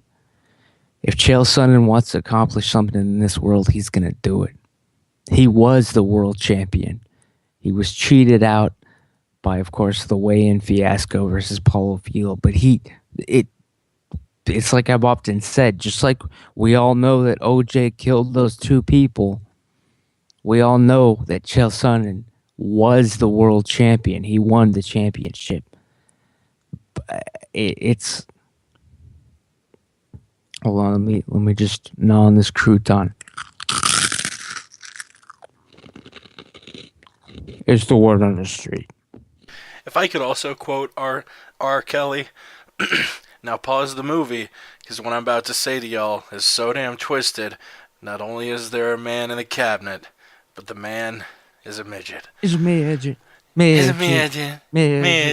Midget. A couple more news items. Tim Kennedy thinking about a drop to welterweight. He has talked about him having a sort of troll-like physique at 85. He is pretty short for fighting at middleweight. He's only 5'11", so apparently mulling a drop down.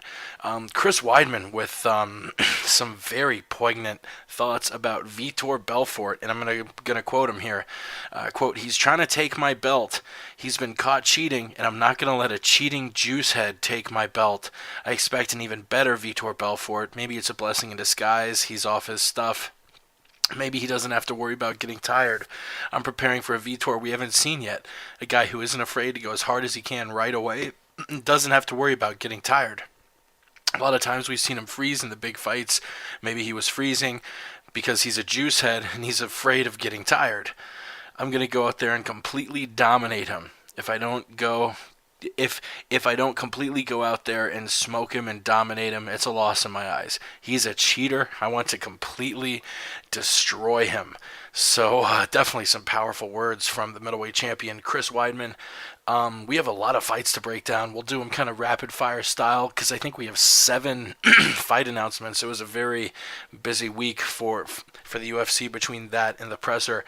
But first, you know what time it is. It's time to get to the 10 solid seconds of sports. The Patriots and Cardinals both looking really good. Jonas Gray scoring 4 touchdowns on Sunday Night Football. Your top 4 in college football: Bama, Oregon, Florida State, Mississippi State.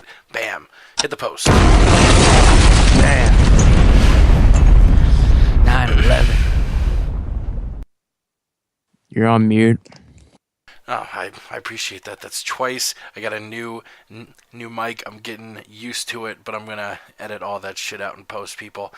We got 7 fights to break down. We'll do them sort of rapid fire style. All these fights have been made official the last week, and we'll do it sort of chronologically from when the fights are going to happen. 2 fights announced for January 24's January 24th's UFC on Fox 14 card in Stockholm, Sweden. The co-main event, we're going to have Dan Henderson versus Gegard Mousasi. That's going to be going down at middleweight. Dan's going to be dropping to 185. Gegard, the guy rarely loses, but we've seen wrestling can be a weak point for him. I think Dan goes out there, uses his wrestling, and wins the fight. Alan, Hendo versus Gegard. Who you got? I mean, I really want to pick Dan, but I don't think Dan remembers what wrestling is, seeing how he hasn't used it in his last, any of his fights lately. So I really don't like to pick against Dan. So I'm going to pick Dan anyway.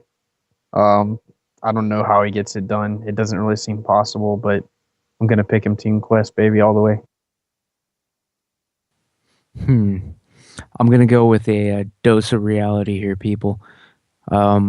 Just being honest, Dan Henderson and Musazi, they're both professionals. They're both actually MMA vets, believe it or not. Well, of course you believe it with Dan Hendo, but Musazi, a lot of people, he's new to them.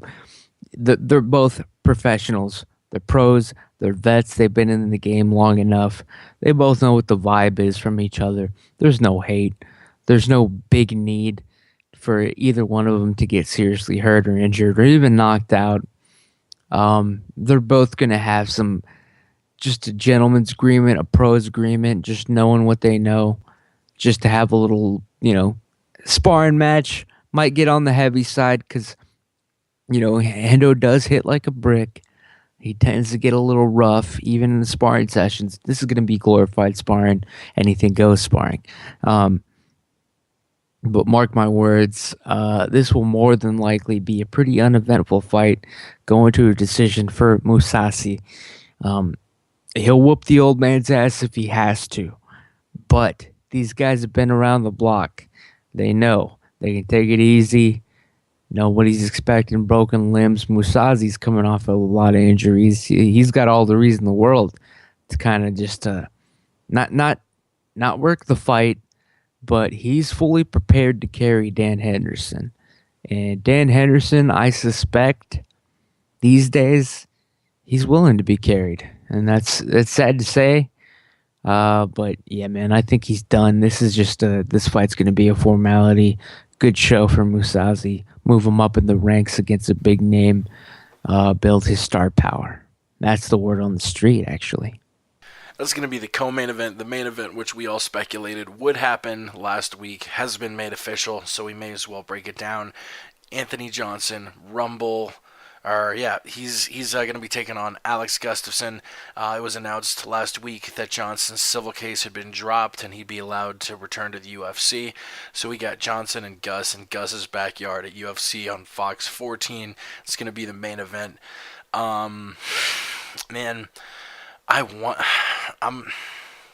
This is tough.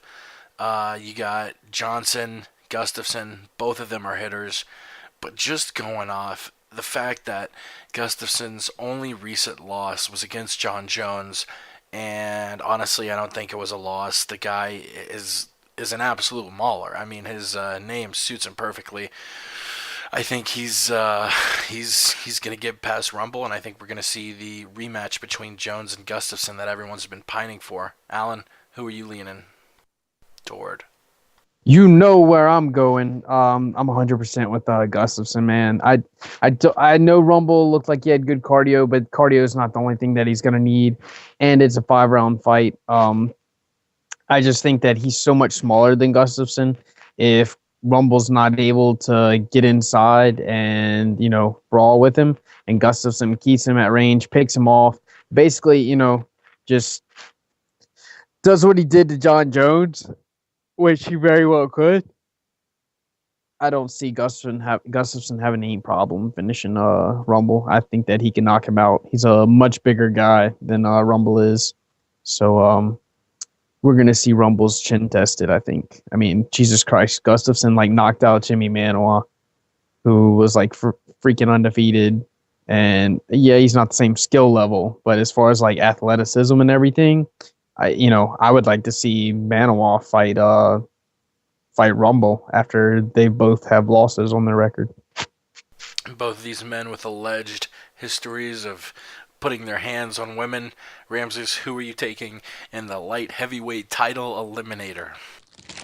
I have it on good authority, that Alexander Gustafsson is going to have a very bad night. You heard it here first. Bet the money appropriately. It's all over for Gus, man. Rumble Johnson, he's the least of a liability to the UFC. They want to get rid of Alexander Gustafsson. All right, people. We've already covered that before. I won't even get into it. It's a separate story. But yeah, I think straight up, Johnson is going to knock this fool out. Even if you want to even just play it safe and just Yeah, I'm just saying he's going to get lucky and clip the kid and knock him out. Fine, go with that if that's what you want to believe. No doubt in my mind, the word on the street is that Alexander Gustafsson going to lose this fight. All the odds are going to be stacked against him. They might even poison this kid. And that's the bottom line. That is the bottom line. We'll shift gears from UFC on Fox 14, where we will see Hendo Mousasi and Johnson versus Gus. We'll shift gears to UFC 183. We had a couple pay-per-view fights announced. We got Tate McMahon and Gaston Woodley on the co-main event. Let's start with Tate versus McMahon, though. Who are you leaning toward here? Miesha Tate was pushing for a fight with Bitch Kohea, but it was announced, actually, I think just recently, that she'll square off with Olympic wrestler Sarah McMahon. This will be at UFC 183, the fight in Vegas, headlined by Anderson Silva and Nick Diaz. I'm leaning towards Sarah McMahon here, the most decorated female wrestler in the UFC. Tate is, she's a very good all-around fighter, but I think with the wrestling that McMahon's going to throw at her, she's I don't know if she's gonna have what it takes to beat Sarah. Alan, what are your thoughts on this one? I don't know if we see Sarah use her wrestling. I think Sarah actually needs to display her striking and, let us see how much she's developed, because I think her striking is what she's going to need if she ever wants to fight Ronda Rousey again, and she needs to keep developing it. So I think her game plan, like, she's going to come in there and it's going to be like some of her earlier fights where she just tries to, stand and trade and, kind of make it a dirty fight on the feet, maybe clinch up against the cage. But, if she gets the takedown, then yeah, but I don't see her just going out there and shooting double legs. We'll probably see a good little bit of stand-up between the two, because Miesha does have pretty good takedown defense whenever she's not fighting Ronda and trying to fucking headlock her.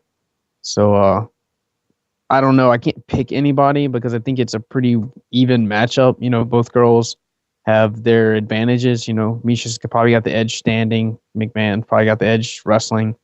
Miesha definitely experience.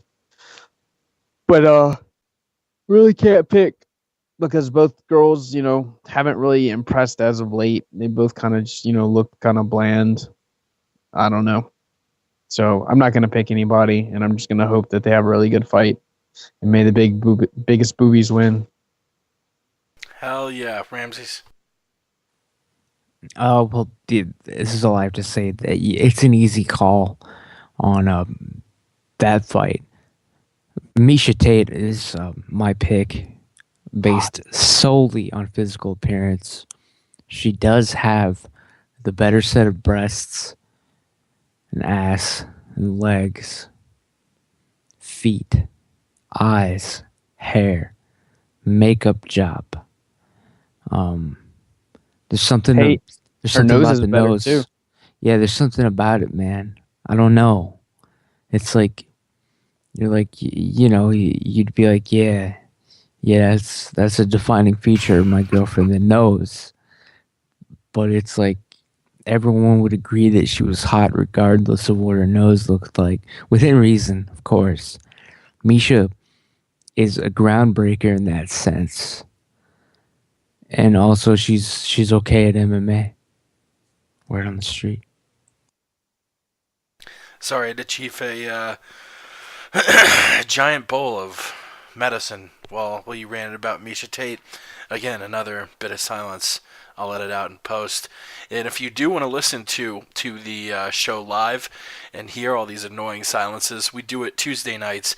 But again, if you want to listen to the archived version, visit the MMApodcast.com. Why am I telling you people? If you're already listening to it, moving on, the co-main event at UFC 183, where we'll see Anderson versus Nick Diaz. We'll see Miesha Tate versus Sarah McMahon on the co-main event. Our boy we've we had him on the show before he beat Uriah Hall at the Tough 17 finale in April 2013.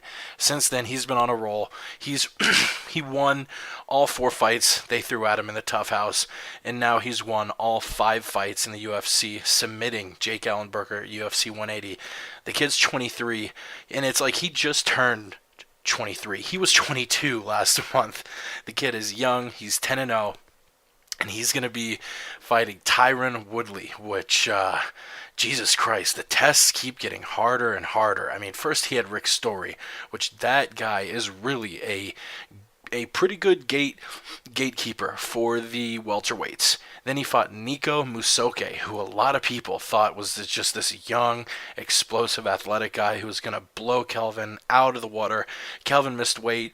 He was a little drawn out, but still dominated the fight, won the unanimous decision in San Antonio. Then goes out, subs out Jake Ellenberger at UFC 180. Now he's going to be fighting Tyron Woodley, who is, I mean, I think he's number 5, number 6. I'll check the rankings in a second here, but yeah, we have number 7 Kelvin Gastelum taking on number 3 Tyron Woodley. I do sort of like the facet that Woodley refused to fight Hector Lombard because apparently Lombard wasn't ranked high enough, and Lombard's 6 and Gastelum's 7. He's taking the Gastelum fight. I think that sort of proves that Woodley is afraid to fight Lombard. Stylistically, this isn't a good matchup for Tyron. This is a guy in Gastelum who can handle the wrestling that Woodley's gonna put out at him. And Gastelum, I mean, just as impressive as his boxing offense is, he dropped Ellenberger, locked in the sub. His boxing defense is very good. He's very hard to strike, and if he can weather that first round against Tyron's a guy who's known for not necessarily having the best cardio. He might wear himself out, might try and throw those power punches. Maybe we see Tyron win the first round, but then tire himself out, and Kelvin either finish it afterwards or win a 29-28 nod. I think, I don't know, all of us are going to be very biased here. All of us really like Kelvin because, he's been on the Word on the Street podcast more than anyone else. I think he's been on it 5 or 6 or 7 times or something. 6 times. Yeah, Undefeated. he's really close with our friend Coach Jamie Huey. And he's an awesome fucking guy, super nice. Alan and I saw him a bunch of times in Vegas, including at the LA Comedy Club in Vegas. Just super nice. Couldn't be, a guy I'm happier for to see reach this level of success. That being said, we're all very biased. Tyron Woodley is gonna be a favorite in this fight, and he should be. He's done more in the UFC, wins against Condit, Koscheck, but he's shown a lot of vulnerabilities. Lost to Jake Shields at UFC 161, got completely pieced up by Rory standing up at UFC 174. He beat Dong Young Kim, but just like Woodley is a giant step up from Ellenberger for Gastelum, Gastelum is a giant step up from Dong Young Kim. I think Woodley's going to be the favorite here, but I think Gastelum matches up very, very bad for Woodley, and I'm actually taking our boy Kelvin Gastelum. Haven't picked against him since he was in the Tough House, and people, I'm not about to start now. Kelvin Gastelum wins the fight, and maybe, I mean, he is 2 or 3 wins away from a title shot, so you beat Woodley, maybe, I don't know, I'm looking at the rankings now. I don't want to get ahead of myself, but a match against Rory. I mean, he's a win against Woodley puts him in the short list in line for a shot at the welterweight title. Alan, what are your thoughts on Gastelum Woodley, the co-main event, January 31st, the UFC 183?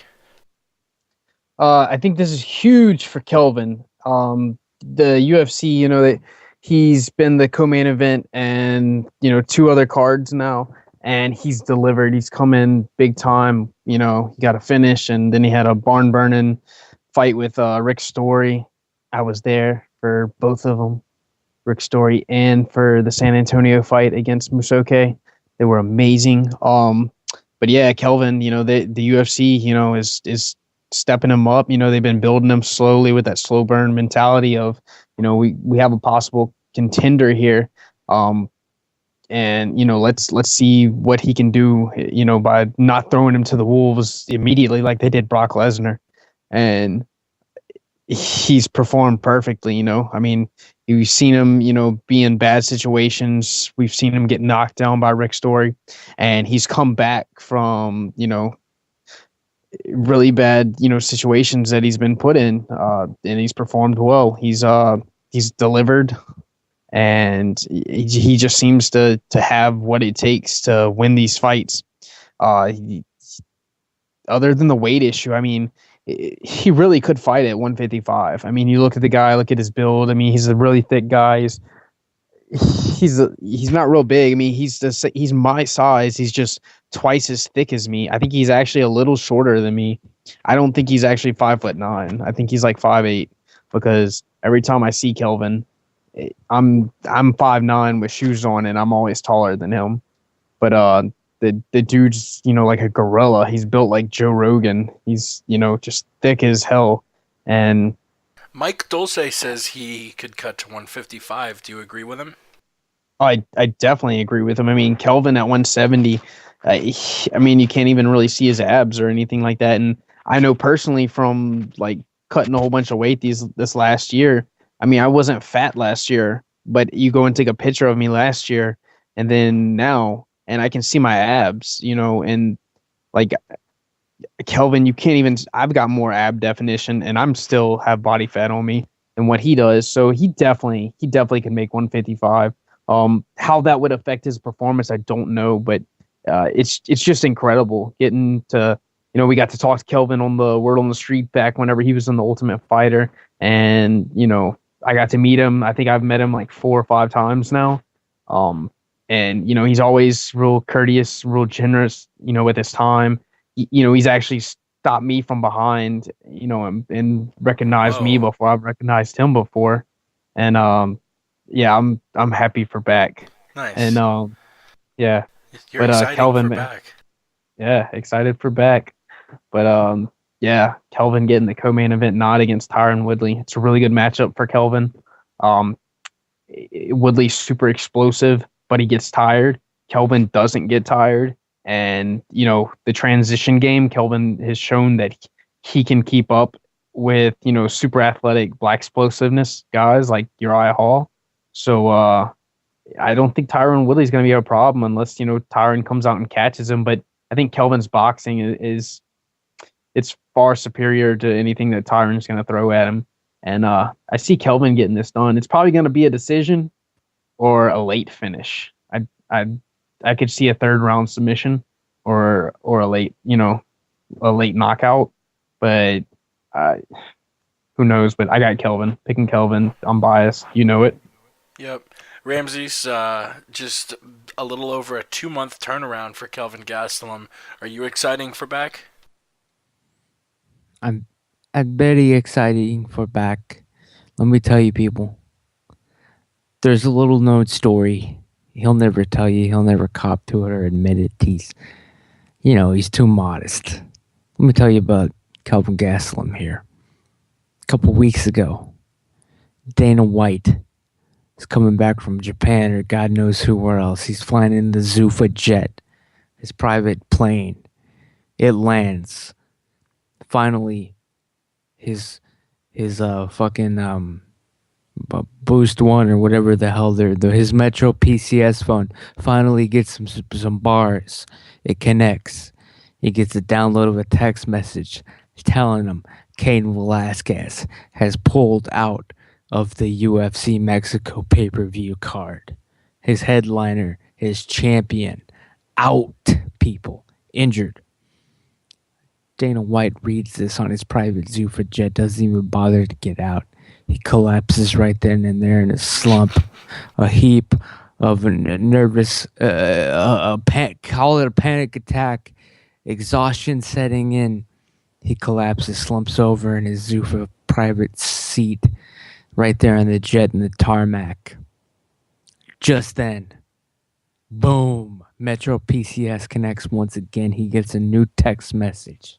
This one from Kelvin Gastelum, a real fucking Mexican, straight through and through, first generation. Says, guess what, Dana? No matter what, I'm still going to fight. I'm the real Mexican here. He is the Conor McGregor of Mexico. He saved that card. The only reason the UFC still went through with UFC 180 in Mexico City was because Kelvin hung in there. All right? Diego Sanchez pussied out. Gilbert Melendez turned down the fight. Alvarez turned down the fight. Cain Velasquez claimed an injury, even though Santos wouldn't even show his face. Kelvin Gastelum said he'd be there. He saved the entire card. That's a true story, people. Tyron Woodley, reports are he thought about retiring when he heard that he would have to face Kelvin. You think he wants to do this shit? You think he wants to be humiliated? You think he wants to give up his slot in the top 10 of the welterweight division? He doesn't. But it's all over for him now. It's too late. Can't stop. Won't stop. Kelvin Gastelum, KG all the way. A personal friend of mine. Close friend of mine. I'm sorry to embarrass him and put him on the spot here and talk him up. You know, I understand. But credit where it's due, like I keep saying, people. This man is going to be the champion. There's no doubt in my mind. Tyron Woodley, it's all over Tyrone. God bless you all. God bless Kelvin and his family. Yeah. Word on the street. Fat Boys for life. And credit to Woodley. Actually, back at UFC 167, Alan and I were at the OTM Fight Shop, just, sort of being bums, walking around, looking around. And in walks Woodley in his camp, his trainer, Albert Chun. And you could tell he was super drawn out. It was Thursday night before the weigh-ins, so he was cutting weight, looked like shit. Was looking for some sweet sweat because, as Alan learned, the showers in the MGM didn't get hot enough to cut weight or something apparently. But he is a good guy. That being said, he's gonna get demolished at UFC 183 in the co-main event to Kelvin Gastelum. And I know somewhere in Jamaica, Queens, the truth is listening to this, and he's balling up his fists and his knuckles are turning white. But you just have to accept the truth that Kelvin Gastelum is the realest, and no matter how much you hate, he is going to be the best. Moving on to UFC Broomfield on February 14th, the first time UFC has been in Colorado since, I think UFC 150. It's been a hot second, but they are coming back. Broomfield, if you don't know, it's basically Denver. Broomfield is maybe 10-15 minutes north of downtown Denver. Glory 16 Denver was held in Broomfield at the same event center, the First Bank Center, and it's going to be a very fun card. It was announced at the Time Is Now presser that the main event of that is going to be Matt Brown and Tarek Safadine. We broke that fight down last week. And we also found out just a few days ago, 5 or 6 days ago, that one of Colorado's finest, the welterweight prospect, Brandon Thatch, he hasn't fought in over a year. He's been injured. He's making his long-awaited octagon return February 14th, and he's taking on fellow striker Stephen Thompson. And this is really interesting because both of them have very, very similar backgrounds. Both of them have backgrounds in karate and kickboxing, and they actually fought in karate and kickboxing before they made the transition to mixed martial arts. Stephen Thompson is 10-1, his only loss coming to Matt Brown in his second UFC fight back in April 2012. Brendan Thatch, 11-1, his only fight came back in 2008 in Strikeforce, a split decision loss. And both of these guys have his history training at TriStar. It's really sort of shocking how similar their backgrounds are, and they're going to be squaring off in what's going to be a very technical striking match. Brendan Thatch, Stephen Thompson. I can't wait for it. I'm going to try as hard as I can to get a media credential for UFC Broomfield. It's probably not going to happen. I'm probably going to have to go as a civilian, but I'll be there. Thatch versus Thompson. Alan, who you got? Is this even a real question, Jake? It is, actually. Okay, we've all seen Stephen Thompson get punched in the face. I really like Wonder Boy, but Wonder Boy doesn't have a wonderful chin. We've all seen him get stuck and get, rocked really easily, and he's able to recover and usually wins. But when he gets hit in the face by my man Brandon Thatch, who you turned me on to, Jake, who I got to meet in Vegas in July. Since losing in 2008, he's won 10 in a row. Every single one was a first round finish. Come on, people. This guy's the truth. He is okay. Let's just put it this way. I spent a week with Hung-Yu Lim in Japan. I got to hang out with the man. The man is touted as the largest welterweight in the welterweight division. I love Hung-Yu Lim. Fuck no, he's not the largest welterweight in the welterweight division. I stood next to Brandon Thatch. I shook his hand, talked to him for a little while. He laughed at me because I had a black eye from Yao scratching my ass. And Brandon Thatch is the largest welterweight, and he's also one of the most talented welterweights. And he is going to knock Wonderboy Thompson out. There is no way. I don't even know who could beat Brandon Thatch right now in the UFC. He just needs some consistency and to have less training, injuries, and that man. I mean, honestly, you put Brandon Thatch in there versus Johnny Hendricks. Do you really think Johnny Hendricks is going to beat Brandon Thatch? I don't. I mean, like logistically, like physically looking at them, there's like absolutely like no way that I see that happening. I see that being like Joe Schilling versus Manhoof. Johnny Hendricks getting knocked out by Brandon Thatch because he's a ogre titan. I don't know what you want to call him. He's huge, and he's going to win, and that's a guarantee. What are you thinking, Ramses? I have no idea who Thompson or Thatch are. I do believe perhaps I've heard of Stephen Thompson in the sense that he was apparently like Chris Weidman's like training punching bag. That's all I know about these guys, and I'll watch the fight if you guys are saying it's something. I mean, obviously we wouldn't be talking about it unless these guys had some sort of talent. So I'll watch the fight, but never heard of him. Never heard of him. Moving on, and Thatch, yeah, he was supposed to fight Jordan Meehan back in August, but he had a nasty toe injury. He posted the pictures of. It was super gross. The last two fights we have to break down before we get to UFC Fight Night Austin, and then send this bitch out into the ether. Two fights at UFC 184. The first one between Frank Mir and Antonio Bigfoot Silva. Man, both of these guys really need. I mean, whoever loses could very well be cut. Frank Mir has lost 4 in a row. He lost to Junior Dos Santos, Daniel Cormier, Josh Barnett, and Alistair Overeem. And yeah, those are 4 very good heavyweights. But you lose 5 fights in a row in the UFC, chances are you're not going to keep your job. Big Bigfoot Silva lost 2 fights to teammates Cormier and Velasquez. Then he had a little bit of a winning streak against Travis Brown and Alistair Overeem.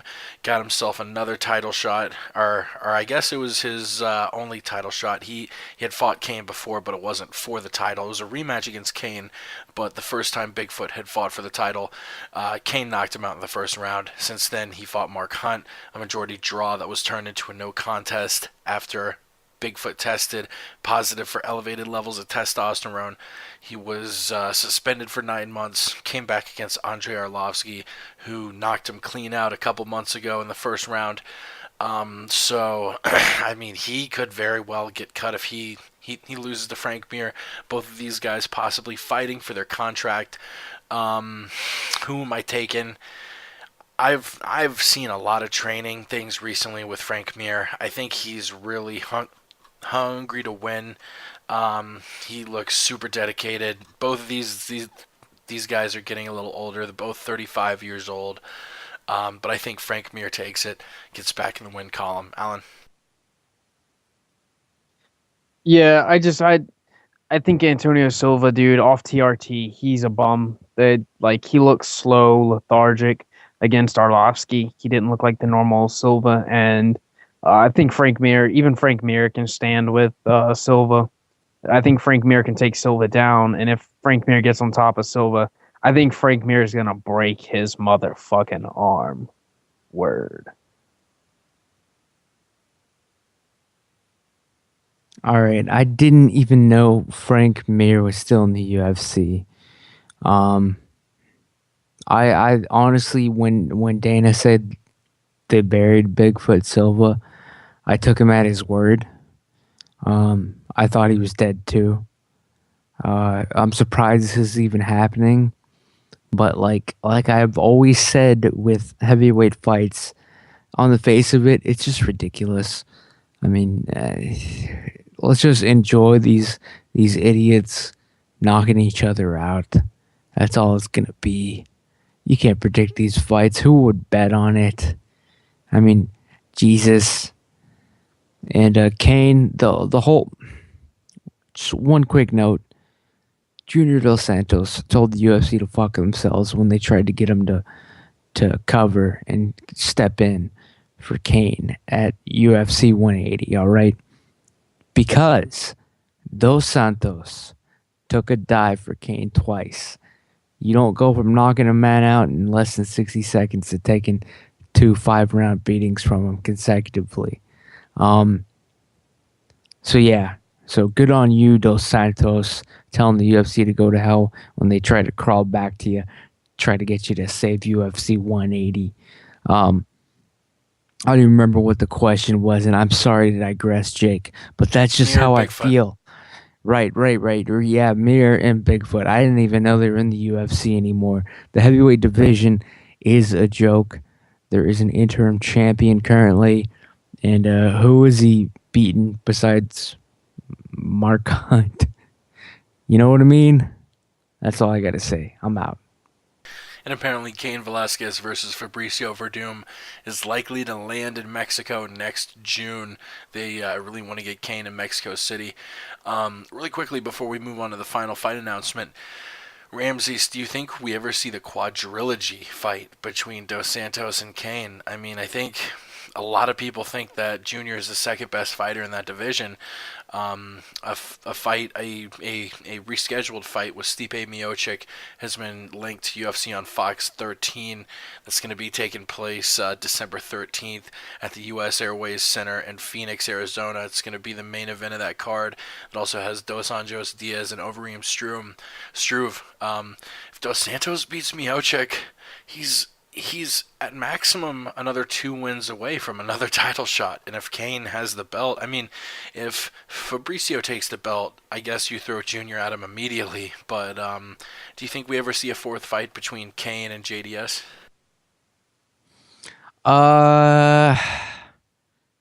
No. I don't think they'll give it to Dos Santos. He was the reigning champ for a good while. As far as the heavyweight division goes, he was reigning forever. I mean, that was a long run in that division. but they won't give it to him again because there's a reason they took it away from him in the first place. They took it away from him. They made him give it up. All right. Dos Santos was undefeated for the longest time. His streak was bigger than Kelvin's. But yeah, it's they're not gonna. If they do give him the last Kane fight, it's because they're gonna be in a rough spot. But is Kane coming back? We don't even fucking know. He does. I mean, Dos Santos does deserve the belt. I believe he would still have it if they hadn't worked him. But no, obviously, he might get it back, but I don't think he fights Kane again. But obviously, the fight to make now, Fabricio Verdum versus Dos Santos. You got to have that fight now. So I believe he will get another title shot. But even if he does win it back, he's not going to face Kane again. It's just it's too preposterous. And Kane, man, he's too fucked up. I don't even believe that he will come back. He's old, man. But Dos Santos versus Verdum, I'm pulling for it. Let's call for it. Let's demand it. Because that's a heavyweight fight that actually makes sense, is entertaining. Both guys are in reasonable shape. None of them are fat fucks. Word.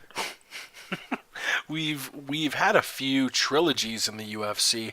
Penn Edgar, Edgar Maynard, Shamrock Tito, JDS Kane, but I don't know if we've ever had a quadrilogy in the UFC, and that could you've got it going on in multiple weight classes. You have Junior, who might be the second best guy at the heavies, who can't get over the hump. You have Joseph Benavidez at flyweight. You have Chad Mendez at featherweight. These guys who demolish everyone except the champion, but when they get that title shot, they can't get it. I mean, Faber's the same exact way. Uriah Faber has never lost a non-title fight in his entire career, but his last 5 title shots in the UFC and WEC, he's 0-5. Just do you keep giving him the shots? Do you cut him, like you do a Yushin Okami or a John Fitch or a Jake Shields? Who knows? It's all up to the organization, I guess. But it's weird we're starting to see this in multiple weight classes. Final fight announcement. This has been a long show. Before we break down UFC Austin and send it out, we got Yoel Romero and Jacare Souza fighting on UFC 184. That's middleweight heavy. We got the middleweight championship between Vitor Belfort and Chris Weidman. This is the same card that has Mir and Bigfoot. Kat Zingano and Ronda Rousey will be your co-main event. Rousey doing another co-main on a card that's main evented by Chris Weidman. But yeah, Jacare versus Yoel Romero. Yoel Romero, a decorated wrestler. He fought in the 2000 Olympic Games and got silver for Cuba wrestling. He just defeated Tim Kennedy via TKO at UFC 178 a couple months ago. And you have Jacare Souza, 11-1 in his last 12 fights. The only loss coming to Luke Rockhold, losing that Strikeforce middleweight belt. Since joining the UFC, he's been 4-0, defeating Chris Camozzi, Yushin Okami, Francis Carmont, and most recently Gegard Mousasi. His most recent fight also coming this past September. They'll be squaring off at UFC 184 in Los Angeles at the Staples Center. Jacare on that 7-fight winning streak, Romero on a 5-fight winning streak. I think this is Jacare's fight to lose, but both of these guys have a background of being an excellent grappler. Souza with Brazilian Jiu-Jitsu, Romero with wrestling, but they've also developed an incredibly scary striking game. I mean, Jacare really wasn't known for striking until 2012. 2013 especially, he's KOing Derek Brunson, TKOing Yushin Okami, Yoel Romero. I'm looking at his record. Yeah, 8 of his 9 wins coming, finishing it via KO or TKO. It's going to be a fun fight. I think Yoel definitely belongs to be in the top, or belongs in the top 5 or 10 at middleweights, but I think Jacare is just a step above. I think Jacare is going to be the next guy who challenges for that middleweight title after Vitor. and Jacare finishes the fight via submission. I don't know if Yoel's ever fought a guy with Brazilian Jiu-Jitsu like Jacare Souza. Alan, what are your thoughts on Jacare versus the Soldier of God, Romero? It's really, like you said, both guys having the grappling background. It's really hard to kind of like talk about this one and expect it to go one way or the other. I kind of think this is going to be one of those fights to where, like, just both those guys being really skilled grapplers, it's just going to nullify, and they're going to, end up trading and standing, playing. It's going to play out on the feet because I don't see Yoel taking Jacare down. I don't see anybody taking Jacare down except maybe Chris Weidman. And I don't see Jacare taking Yoel down, even though he has had kind of terrible takedown defense in the UFC. I just, I think he's so athletic, especially in those first 2 rounds, that, Jacare who's willing to stand and trade with people is not going to even attempt for the takedowns unless they just, are there and happen. But I mean, I hate to not pick a winner in this fight, but I really can't pick a winner because I see it going either way. I mean, Jacare's got the better credentials and everything, but Romero wasn't supposed to win the last couple of fights he had. I mean, against Brunson, he was losing that fight, and Brunson just couldn't hang in there for the last 2 minutes and got knocked out after dominating the whole fight. And then the Tim Kennedy fiasco. I'm sorry. Romero lost that fight. That fight was over with. And yeah, so that's about all I got. Stoolgate. Yeah, Yoel Romero having problem with stools, whether he's sitting on them too long, whether he's making them in his pants while he fights. Who the fuck knows? Ramsey, Yoel Romero, and Jacare Souza, who you got? Yeah, real quick, this fight, and I don't mean any offense to anybody, but doesn't interest me at all. I have no interest in Romero or Souza. To me, this is it's like a stocking stuffer. It's a card stuffer fight. It's a filler fight. I'll go for Romero just because I believe that even though he did not win the fight fairly, it was hilarious that he knocked out Tim Kennedy in zombie mode. God bless him. God bless him. And Ramses, unless you got a fight tip for us, we'll we'll get to the final topic of the night, which is UFC Fight Night.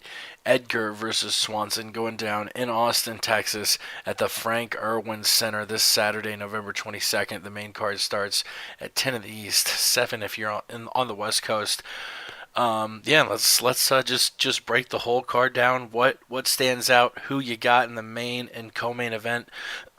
On the prelims, 2 fights on UFC Fight Pass.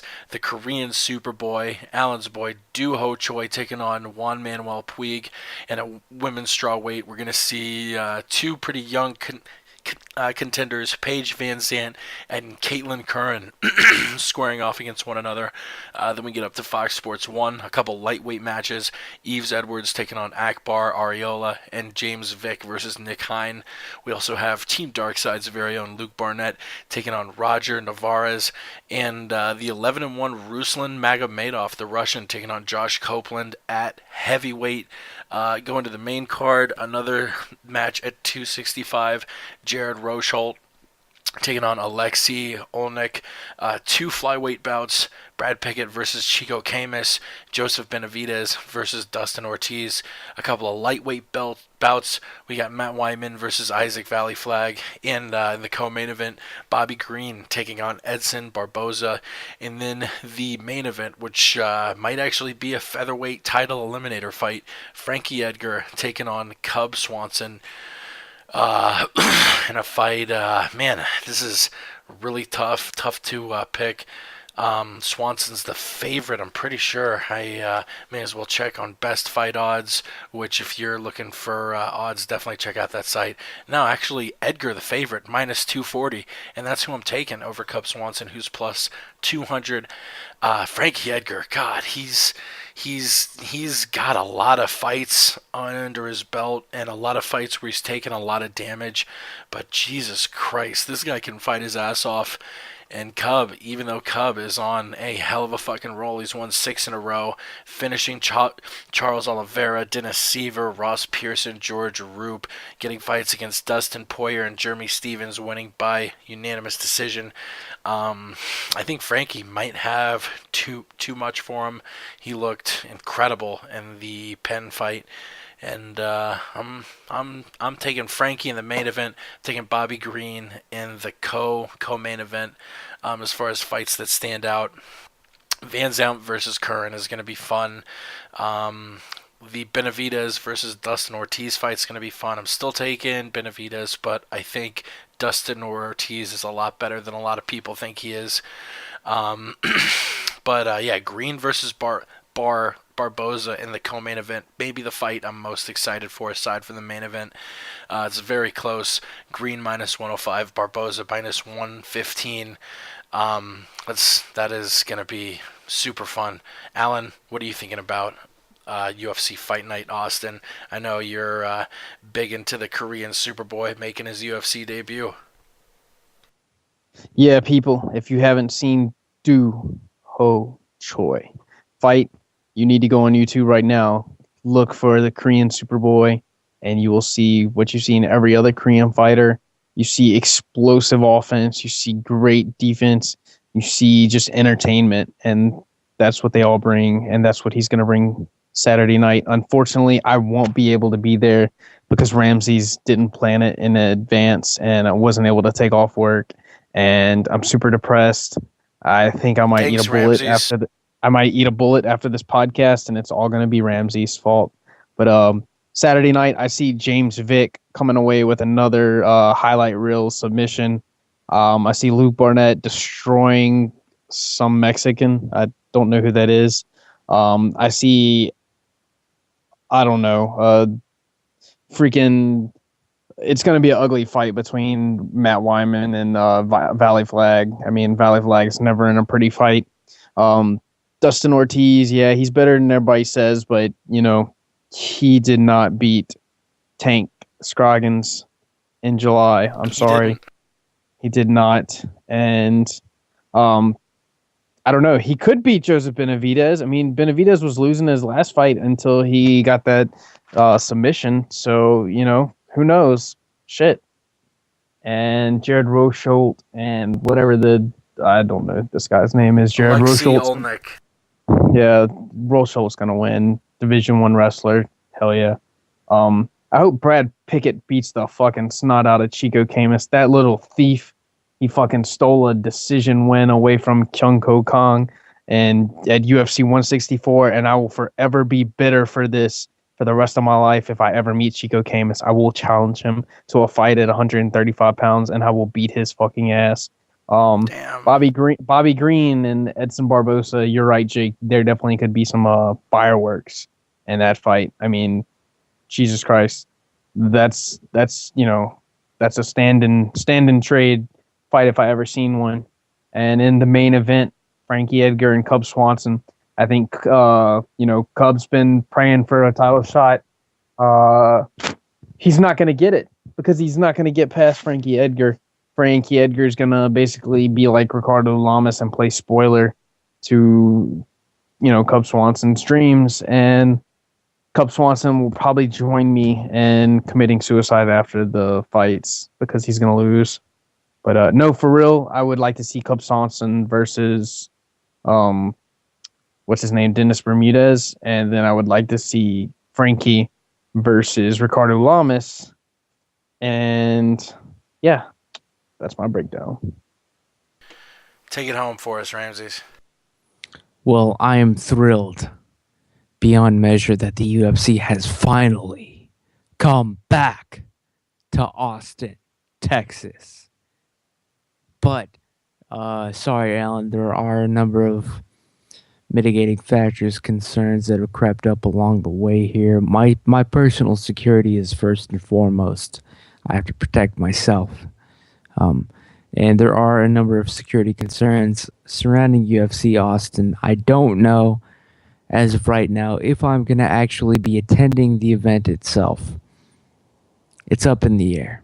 Depends on all sorts of things. Security being, of course, at the forefront, but also things like how tired I am that day, whether I've eaten, what did I have to eat, am I going to be escorted by a Craigslist massage girl, is there wheelchair ramp access to my seat, things of that nature. So it remains to be seen, but if I am there, I'll be signing autographs. I will have an after party.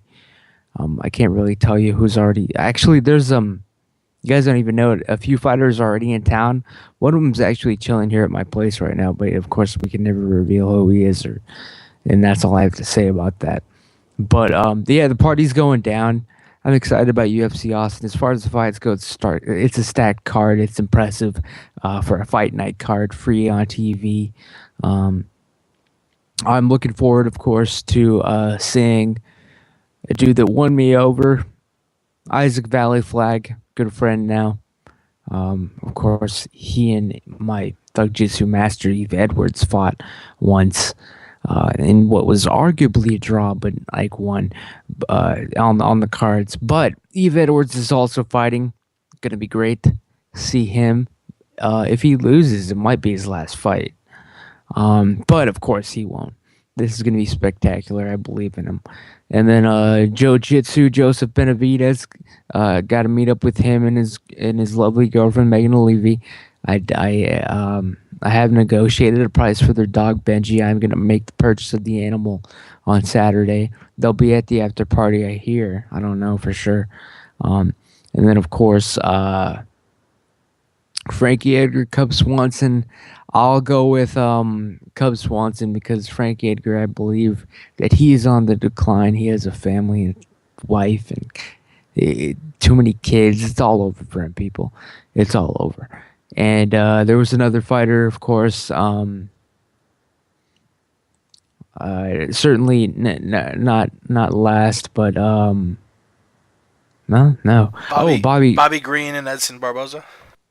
Yeah. No, that wasn't it. But Bobby Green, what the hell? He's already tweeting about retirement. No, the other fighter I wanted to mention was fellow Team Sun and member, guest on my show, friend Luke Barnott.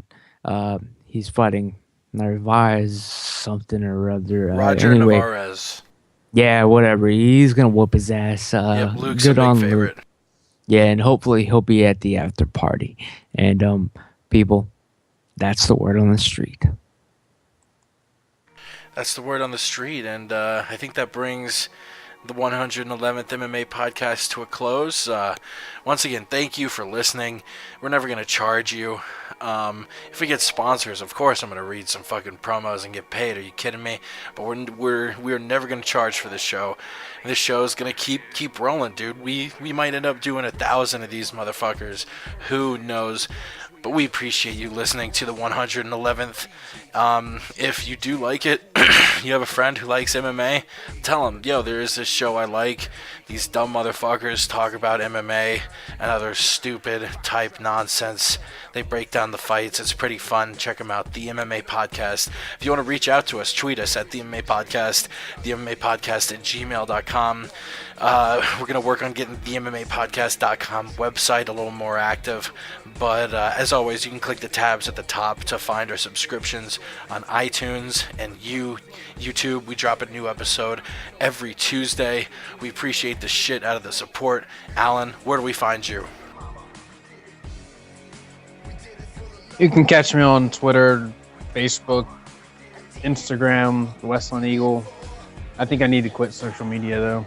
I think it's having an adverse effect on my life. Love you guys. I'm out. He's actually at Westland Eagle AH. But yeah, follow him on all the social medias, even though he might quit and just kill himself. He sounds suicidal. I'm going to have to talk this guy down after the podcast. The showstopper. He makes the ladies swoon. He's going to be at UFC Austin. I don't know if you want, if you know, we do have a few listeners in Austin. If you're going to go to the event and you want to see him, I don't know if you're going to be able to get through security, but he will be the man in the shark skin suit and the wheelchair. Ramses, where do we find you? The Aunt Jimmy Show on Twitter, at The Aunt Jimmy Show on Twitter. I crawled my way out of hell, literally, to bring you people the latest UFC rumors and news. Follow me. Thank you, Jake, from the MMA Podcast. Word on the street. Word on the goddamn street. Shout out to just everybody who we tweet, gives us support. Our friends Ross Finkelstein, the Jew, E before the L, yeah, the truth. Chris Lowenstein, the original host.